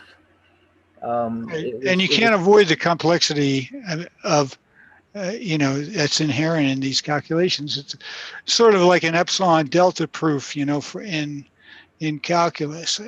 You're dealing with a lot of different quantities at once in your calculations, and there's no real simple way of doing it. You have to establish the alpha level, the beta level. You have to establish the null hypothesis and the alternative hypothesis. And I accept all of that, but if we're going to continue with the language that we currently have, my alternate suggestion, my other option would be to have additional appendices where case studies are worked out in great detail, so that you can show the entire process from beginning to end, and all of the decision steps, and make it clearer what are the steps and how do you do these pieces, and so it becomes more of a how to do it than what to do. Yeah, a case study along those lines would be great. And I think in many of the chapters, case studies would be useful. I mean, you can tie all the chapters to these case studies.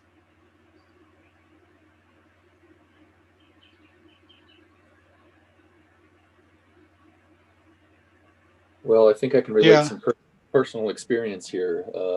A few years back, I took Paul Frame's training course on MARSIM, and I distinctly recall that, he's a very talented instructor, but his descriptions in class didn't really crystallize to me until he got to the case studies.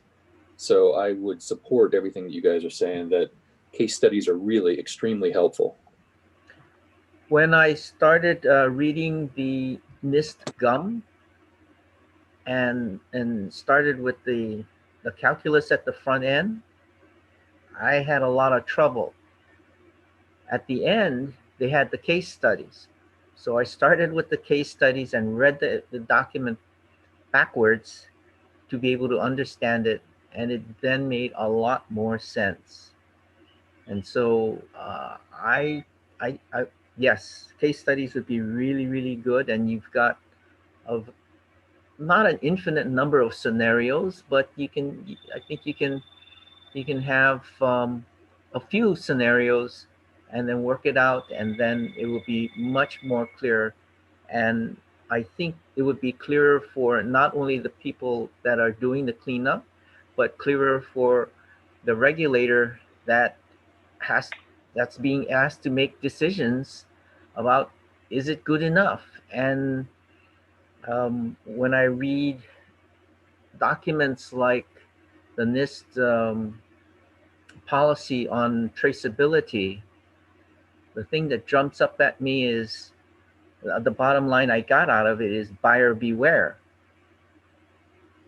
And that shook me to my roots, because what's that mean? That means that the buyer, the regulator, needs to be able to be smart enough to know when the person doing the work is not doing exactly what they had expected. So plain language, examples, clear examples, detailed examples would be really, really helpful. And while I'm on my box, may I say one more thing, please? Of course. In the list of symbols at the beginning of MARSIM, you've got a list of sigmas. And we've been talking about sigmas. And then somewhere back in that list is a list of U's for uncertainties. And I don't see the use of U's in the document very much. And if we're going to be consistent with the gums, they use the U symbols more than the sigma symbols. So that might be an easy fix, but I've been sitting here listening to you guys talk about sigmas and making my head spin, but because I have to make the translations to use. So thank you very much. All right, thank you. Any other comments on question 3.1? Yeah, this is Craig Yoder. Sure. I think just to kind of help with Bob's point, I really agree. He's really working on that. And my sense is that this revision of the MARSIM is just beginning to attempt to address measurement uncertainty and method uncertainty, and in the MQOs. And I think we've talked yesterday about that there were some additions and improvements that could be made in dealing with the MQOs. And if I recall somewhere in the document I read that they're pretty much taking the measurement value at face value, that there is no propagation of the uncertainty of the measurement value into the uncertainty of the sigma of the site survey. And I think this is where, if you're going to pursue the MQOs, and you have to make that connection, you have to begin to bring in the measurement uncertainty into the uncertainty observed in your observations of the concentrations measured. I mean, you have counts, and you're converting counts to concentration or activity or this, that, and the other. You've got a series of steps, and all of those are going to be reflected in the sigma that's observed in totality. So I think you need to understand how these uncertainties propagate through the system. And I hope that either in an example or in the discussion, that could be made more clear. Yeah, having an example that showed up in both places, both in the measurement MQO process and in the sample size calculations, I mean, would be a really great addition if it can be done. I think it's worth recommending. Okay, other comments on 3.1? This is Zoltan Sabo, and I think Bob kind of made this point already with 1.3 about the measurement uncertainties not being tied to the instruments. Excuse me. In the chapter 4, I think that part is really missing, and I think perhaps some example needs to be stated there, or over to Appendix 4 that's called in chapter 4. That would try to clarify this distinction. And again, I think we talked about this in 1.3, but there might not have been a specific example where it was clearly obvious why that was needed. And I think this 3.1 might be exactly that. This is kind of the example of why that's needed earlier in the document. And I guess earlier would be at a minimum at the chapter 4 level. Thank you. All right, thank you. Other comments? This is Ken again. May I ask Bob a question? Bob Littman, a question about MARLAP. When Bob, when we discussed MARLAP's picture of the gray zone, there's the delta, which is the difference between the upper part and the lower part, and then you've got the sigma, which we that would be acceptable. And then we talked about another sigma for the required measurement, which is a part of the total sigma that's used for the delta over sigma calculation. And I thought you had brought up the point that that's where you try to tie everything together with the gray zone and bring in the measurement uncertainty required by the instrument. Am I remembering correctly? Yeah, Ken, that's right. When we talked about determining the required method uncertainty, we talked about taking the delta in the gray region and dividing it by the sum of the z of 1 minus alpha and z of 1 minus beta tolerable error rates to get the required method uncertainty. And then once we had a required method uncertainty, which is based on the DQO of what our tolerable error rates were and what our upper bound and lower bound of the gray region were, then the idea was to go back and say and find out what methods can you use that will meet that required method uncertainty. The required method uncertainty is like an a priori determination of something. Beforehand, you base your required method uncertainty on what your principles are, what your DQOs are. And then you go and look for what instruments can provide that level of sensitivity so that when you make a measurement that's in the gray region, you have a certain confidence that those measurements will be below your upper bound of the gray region. And this, of course, talking about scenario A. But nonetheless, that's what you're looking for, is to make sure that those measurements will give you the confidence that the measurements will be below the limit that you've chosen. The other recommendation I thought that came out of MARLAP was that the measurement uncertainty, the required measurement uncertainty was 1/10 of the delta.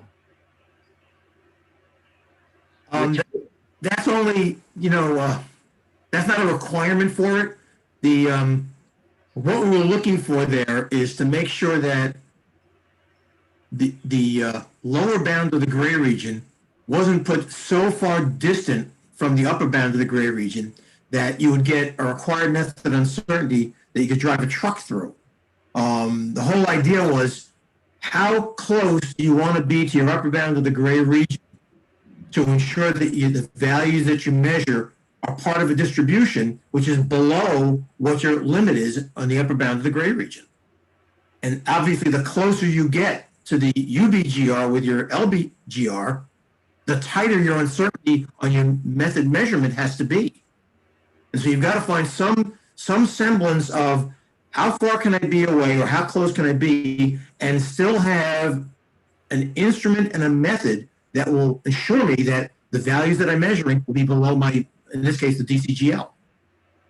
So we spent a lot of time trying to figure out how to answer for the instrumentation, the measurement part, how good is good enough to give you the confidence that you really need to make the decisions so that you can make billion-dollar decisions. Well, right, and then of course the next point is that once you make the measurements, now you have to examine not only the measurements that were made, but what the uncertainty with those measurements are, and if those uncertainties with the actual value of the measurement, do those constitute detection? Do they constitute exceeding your, in this case again, DCGL? Those decisions come afterwards, and then if you find out that, well, wait a minute, our measurement uncertainty is not less than our method uncertainty that we required, well, now we've got a problem because we haven't met our MQOs and it doesn't support our DQOs. So now we've got to go back and say, let's find an instrument that can do what we want it to do. Otherwise, maybe our DQOs are wrong. Now, Marston has, in the first chapter, it has a flow path such that it's an iterative process. It can go back on itself. But this whole concept of how the measurement uncertainty and the method uncertainty are related needs to be tied up much more neatly and shown in that iterative process. Because right now, I don't see that it's there. Now, maybe implicit to the people who actually developed Marston that that's something you have to do. And that's very possible. But the verbiage isn't there, and the examples aren't there. And that's why really detailed from beginning to end case studies, I think would help fill some of that void. Yes, exactly.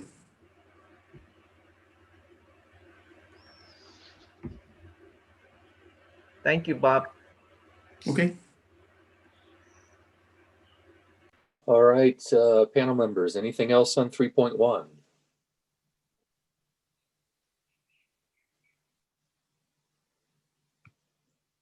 Okay, well, hearing none, that was a great discussion. Thank you all. We are running almost exactly an hour ahead of schedule, I think, and that's okay. The next thing on our agenda was a break, and I think we've been at it for almost 2 solid hours. So I think what I would like to do is go ahead with that 20-minute break. I am showing about 1:55 Eastern right now. So if we can come back at 2:15, and we will pick up with question 3.2. Sounds good. All right, thank you all.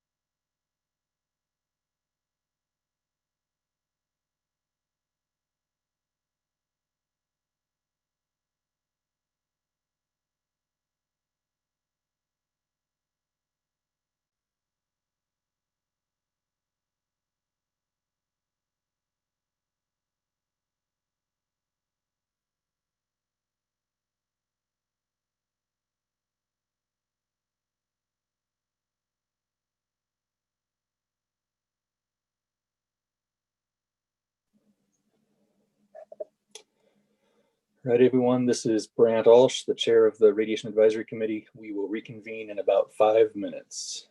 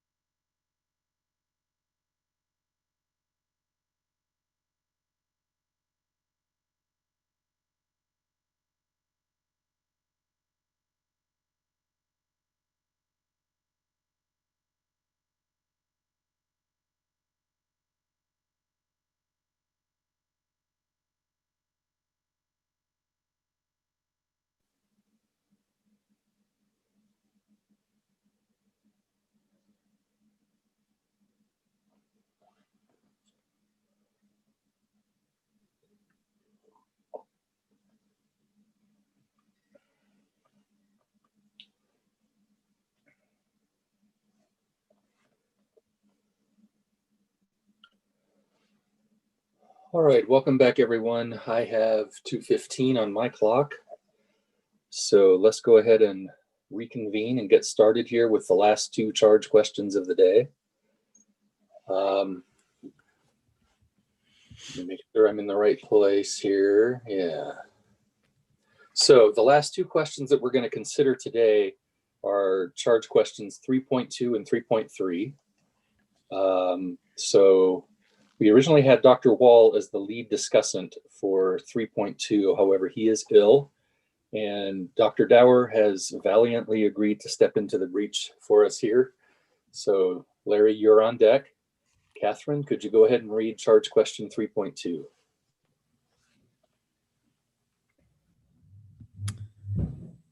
All right. Question 3.2. Please comment on whether avoiding the use of the term area factor improves understandability of the elevated measurement comparison concept, section 8.6.1. Thank you. Larry, the summary. Great. So thanks to the panelists who reviewed in this section to give us a few quick bullets. It's fairly straightforward. Overall, there seemed to be agreement that avoiding the use of the Rev 1 quote unquote area factor designation and simply utilizing the ratio of the EMC release criteria to the wide area release criteria does in fact do what the hope was, emphasize the need for site-specific modeling or calculation. So it does improve the understandability. A few comments along the way. While the understanding in section 8.6 is improved without the use of the term area factor, it was suggested perhaps a figure might be added to enhance the overall understanding. So some of these are a little bit editorial or suggestions. And you'll see the deeper I get into the summary, the more the alternatives are for kind of handling.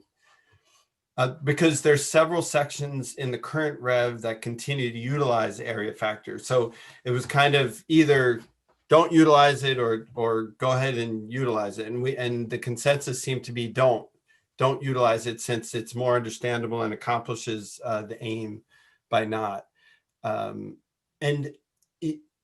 Maybe the historical approach discussions should just be removed or moved and just simply refer to the ratios rather than the area factor, and then delete any reference to area factor in Rev 2.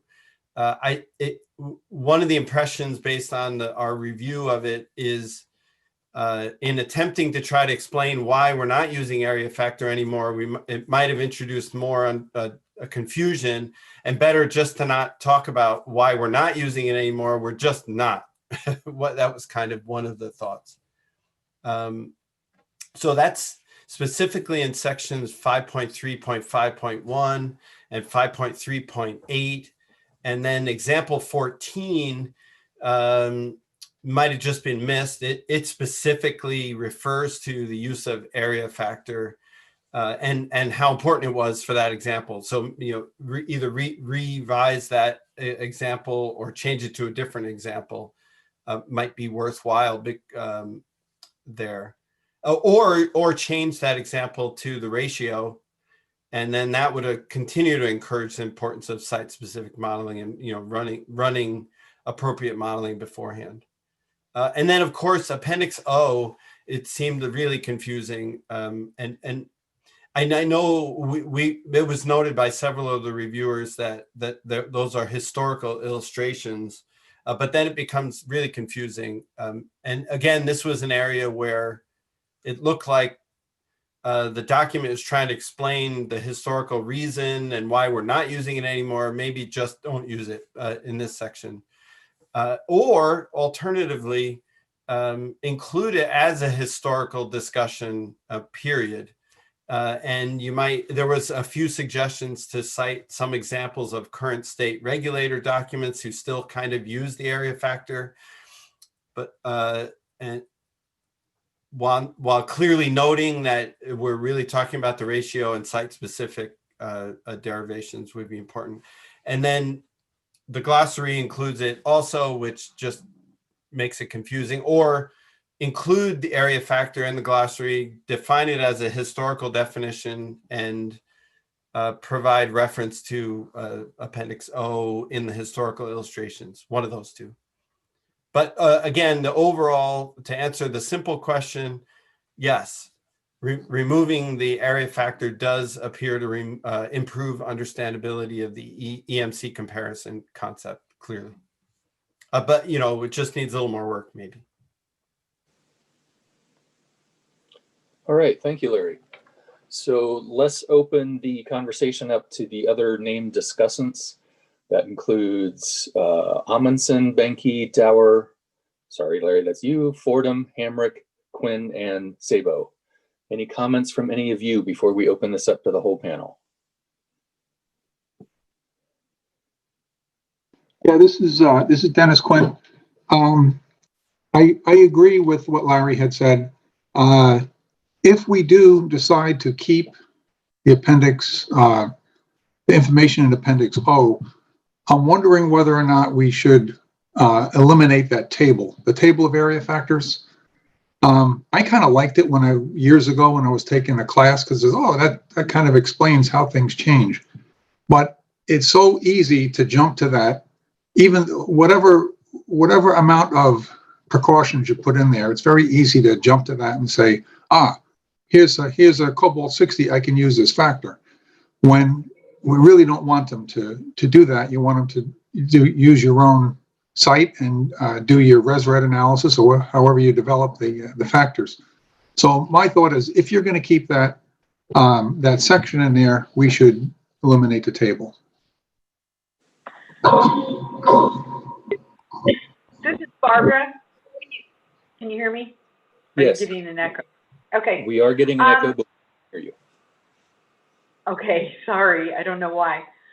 I agree with what's been said so far. And the one comment I'd like to make is if the historical explanation of area factors is kept and the table is kept, I think what would be illuminating to me at any rate, and maybe to others, is an example of how they were misused. So if you show in that appendix, you know, this is historically what we used to do, this is an example of how it was done, but then in addition say, and this is how it was misused, and have a specific example demonstrating that so that people can understand, oh, I can't just use this table. I mean, I know they say it in there, but I think an example demonstrating how it was misused would be helpful. That's just my opinion. Thank you, Barbara. The comments from other discussants?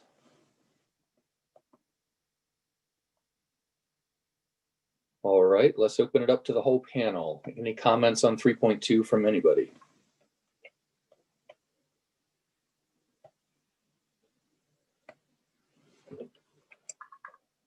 Well, we are going to be way ahead of schedule then by the end of the day. If there are no other comments on 3.2, we can move ahead. Last chance. All right, hearing none, we will move on to question 3.3. Barbara, be ready, you're on deck, but Catherine, can you read the charge question for us? Yes, charge question 3.3. Please comment on the effectiveness of the new planning organization of Chapter 4, considerations for planning surveys to improve the understandability of the chapter. Thank you. Barbara, the summary, please. Okay, in general, the team members all agreed that the organization of Chapter 4 is much improved in version 2 than it was in version 1, but there's still work that needs to be done. I think there's also general agreement, but not agreement by some folks, and no objection to moving the material that was moved to Appendix O, that does indeed improve the flow of the chapter to remove the details on the Wilcoxon rank sum and sign tests to that appendix. A couple of us also thought that the examples at the end of Chapter 4, section 4.12, might be better also set off in that appendix, that, you know, that really deals with, you know, very specific examples and calculations, and the placement for that might be better also in Appendix O. Now, on this comment, I'd like to go back to an earlier discussion about the need for case studies. I think that is critical to this manual, and I think that having a set of case studies that is referenced in each chapter so that you can see where you are in each step for whatever type of site you're looking at, scenario A, scenario B, hard to detect, maybe one that is with the for scenario B close to background. I think that would improve this manual overall by a lot. So I wanted to mention that there. There was also discussion of the fact that it seems that the description of the surveys, the various survey types, seems to be more detailed in Chapter 2, which is actually an overview of the manual, than it is in Chapter 4, where you're really discussing the concepts necessary to go into planning your surveys. And so at a minimum, there was a suggestion that the figures from Chapter 2, 2.4 through 2.8, be reiterated inside of Chapter 4. And in addition, the Chapter 4 starts out saying we're going to discuss all survey types in this chapter. And then in the very next section, it says, well, we're really going to focus on the final status survey. So I think it would be helpful if the section on other types of surveys were expanded in Chapter 4, and that would help by bringing some of the Chapter 2 material into there. There is also, let me see where I am on here. Section 4.2 starts out by listing the 7 stages in the DQO process. And the natural progression, it would seem, would be that the following subsections would then go into more detail of the elements of that DQO process. But that's not what Section 4.2 does. So that is something you may want to look at. And then in addition, there should be further clarification in Section 4.8.3 to include a rationale for setting the MDC at less than 50% of the upper bound of the gray region, because that is not discussed in Section 6.3, to which the reader is referred. And then I'll go on. There are a number of comments that border more on editorial comments in terms of the organization, and I can include those in written comments to folks, but I'm not sure that we need to go through those in detail. So with that, that's the summary of our review of Chapter 4. All right, thank you, Barbara. So let's open it up to the named discussants, Benke, Dower, Quinn, Wang, and Yoder. Anything else to add?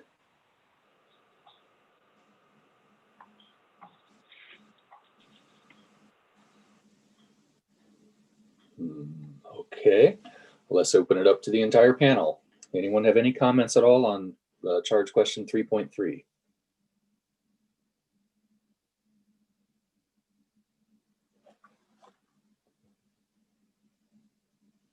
Okay, well. I guess this is Zoltan Sabo, and I guess I would say, I know we discussed most of the issues under item 1.3, the DQO, but I do think it was mentioned here and brought up that section 4.2 probably really needs a rewrite of DQO to meet how the issues are presented going forward in the document.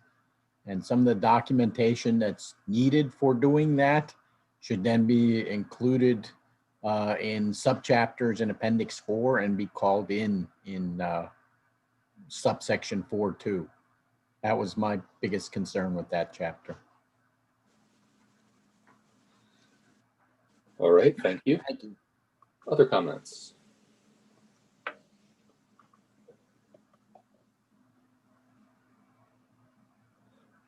All right, well, we have finished the end of the agenda items for today.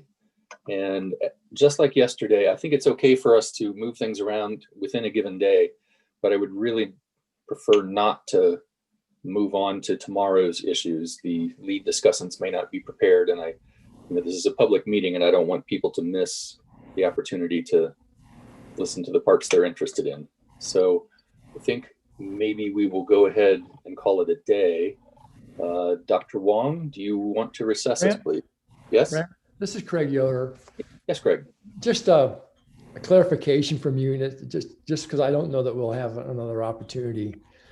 And this is more a question for the drafters of the Marsom document. There's the concept of minimum detection or detectable concentration or activity. And I would just like to know exactly how that is defined or intended to be defined, because it wasn't really clear to me as to what the statistical definition of it was. And even going to MARLAP, one can still be confused as if one's using which of the two limits one's going to use statistically. All right. Sorry to put you on the spot, Catherine. Would you like to field that question? I was about to say what might make more sense is for me to be able to pull some materials from the document and be able to send you some of the sections that would address that. So maybe I could provide that information by. I've got that in 6.3.1. And if I read the text and there's a conflict as to whether you're using a critical level or a detection limit, because you use them both almost interchangeably. And so I was just wondering, are you really intending to use the critical level? That is, are you just looking at detection above background? Or are you really trying to look at the detection limit as it's defined in the document, and where you have more information about the analyte as opposed to just background?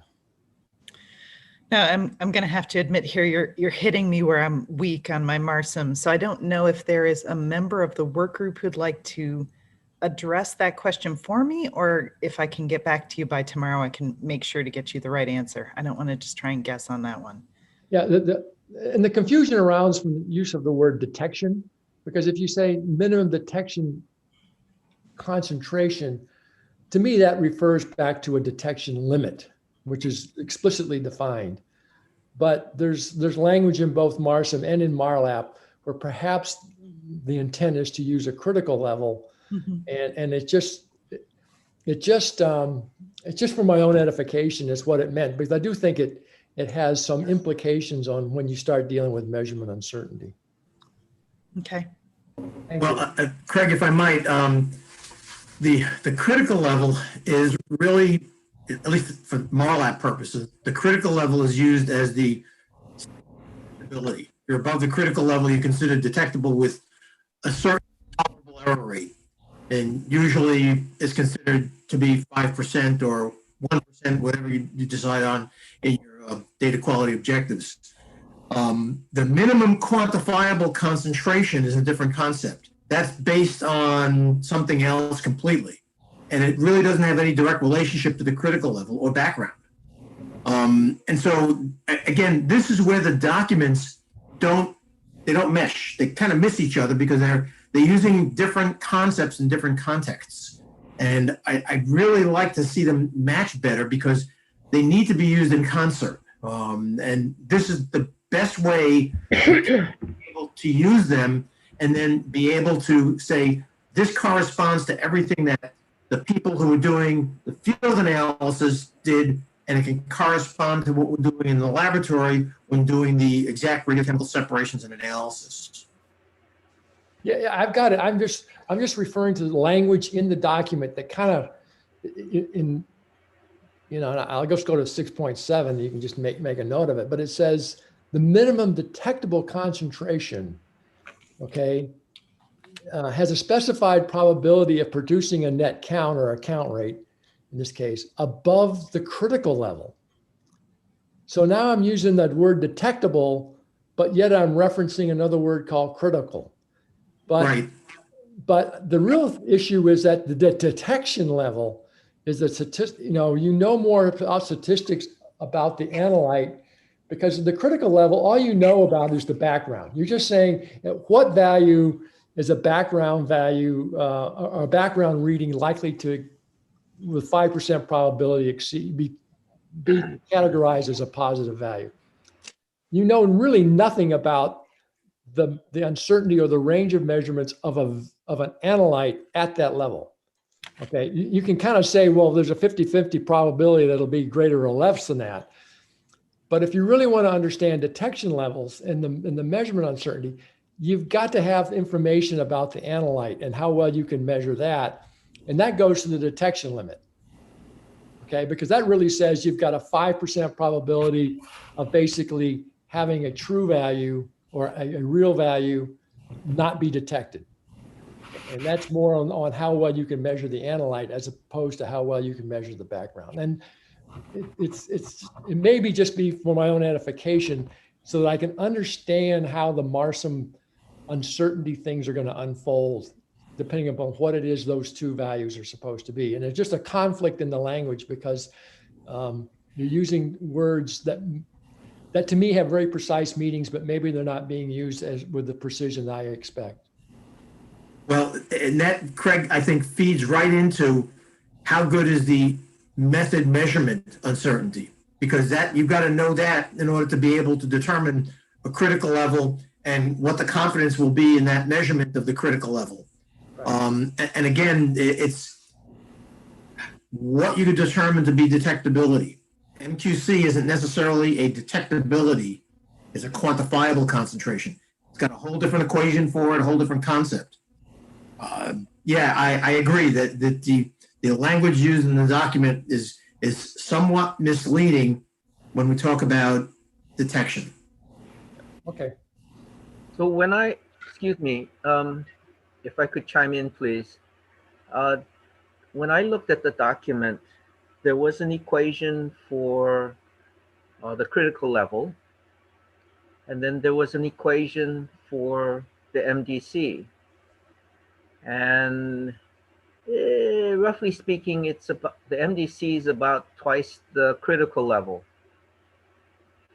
And then you get to the minimum quantifiable level, and from past discussions, that's about so the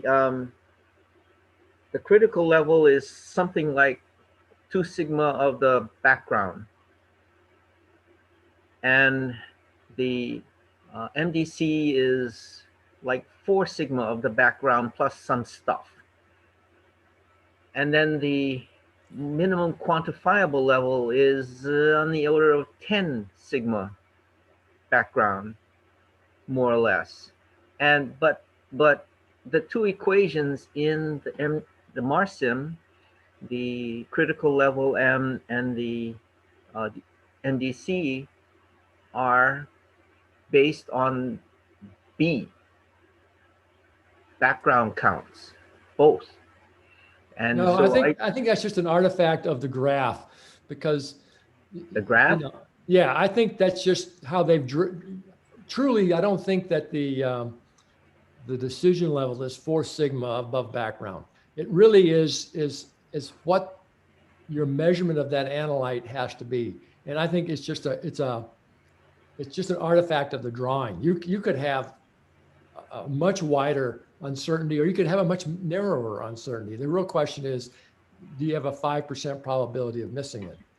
The quantifiable is a different, I agree with Bob, it's a totally different concept. And so you really have 3 ideas that we're trying to deal with. Do you have a positive value? That is, are you over the critical limit? Do you have a minimum detectable concentration, which is based on this detection limit value? And then do you have a minimum quantifiable value, which basically says, well, we have a relative standard deviation of, say, 10%. Where does that come into play? So all of these kind of merge together, but I was just trying to understand clearly what Marson was doing, because they've stated it both ways in the text. While they have the graph and they have an example, I'm just going back to the verbiage that says I have a detection, but yet I'm comparing it to a critical level. So it's just again, it may be more language than concept, but I interpret it differently than perhaps others. Well, the important part, though, is that however it works out, Marson currently uses MDCs all over the place. Right, which is what's so important as to what does it mean? Right, exactly. Exactly. Yeah.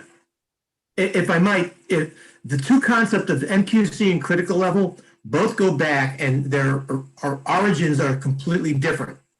The MQC concept is from a paper published by the EPA 1977 or 1978, where they talked about minimum quantifiable concentration and minimum detectable being based on the standard deviation of 7 blank samples being measured.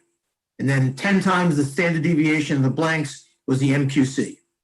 And 3 times was the detection limit.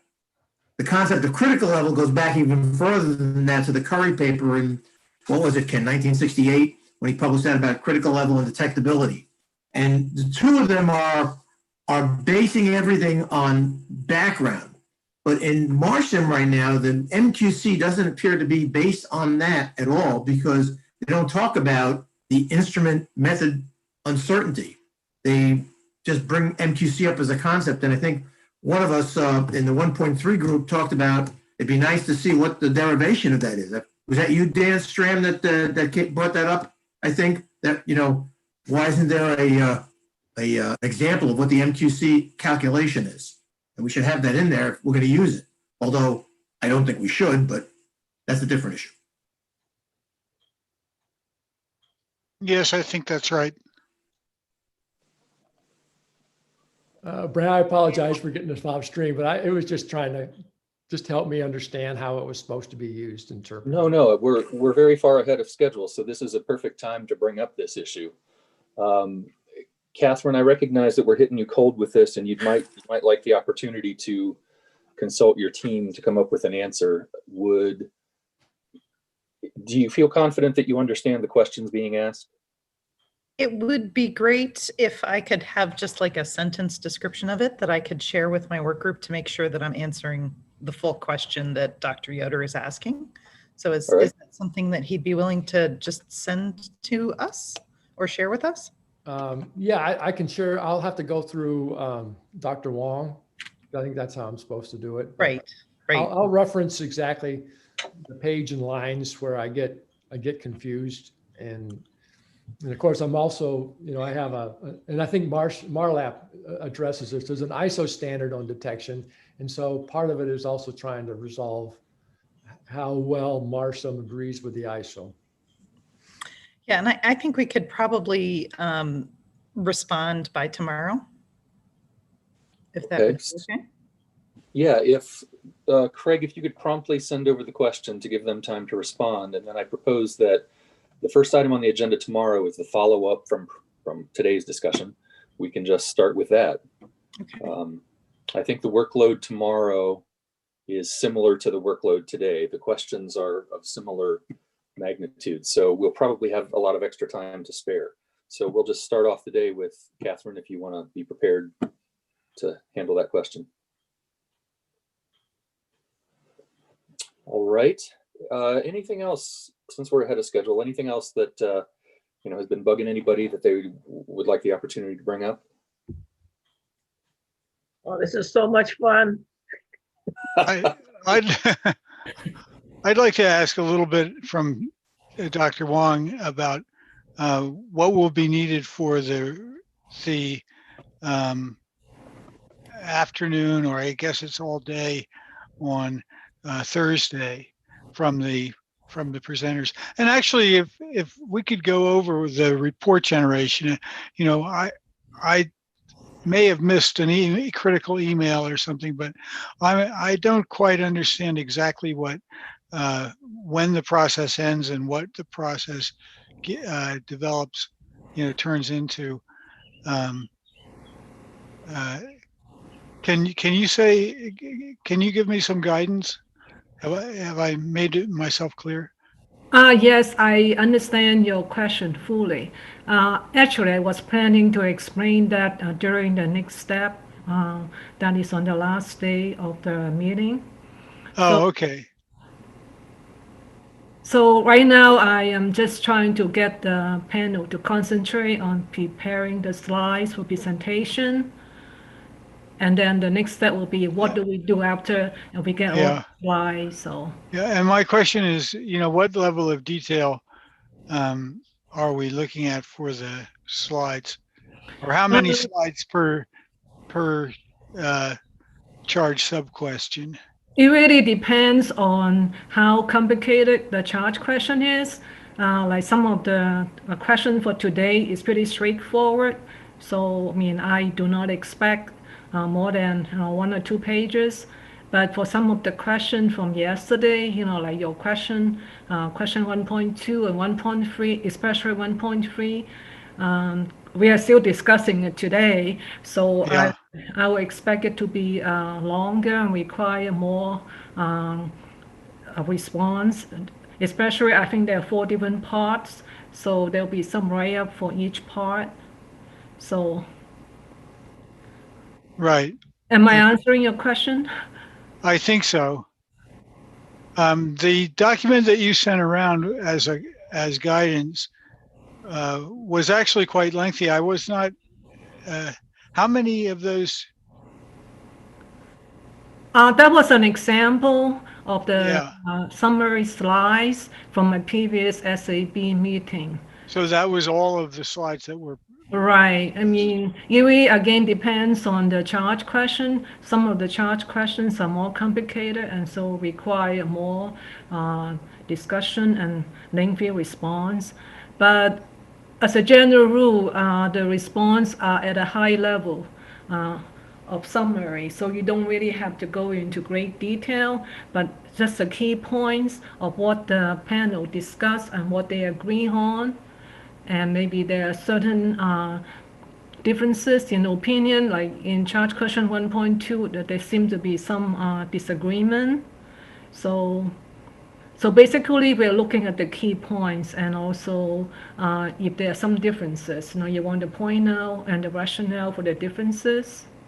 And then what will be the conclusion and also what are the recommendations, if there are any. Right. Okay. Thank you. I'll look back at what I put together, make sure it's adequate. All right. Anything else before we adjourn for the day? All right, Dr. Wong, could you adjourn us, please? Sure. This is Dr. Diana Wong. As the DFO, I would like to thank the MASM peer reviewers for a great discussion today and the public for listening online. This concludes the peer review activities for the agenda for today, and we will reconvene tomorrow for day 3 at 12 p.m. Eastern Standard Time. Today's session is now adjourned. Thank you. All right, thank you, everybody. Bye. See you tomorrow. Aloha. Have a good day, y'all. Thank you. Take Yep. care. Hey, bye-bye. Mwah. See you tomorrow.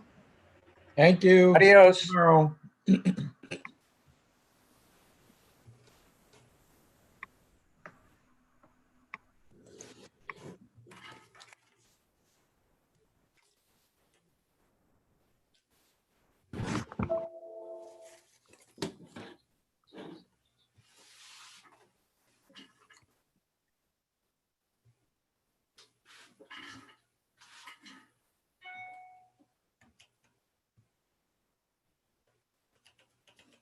Mm.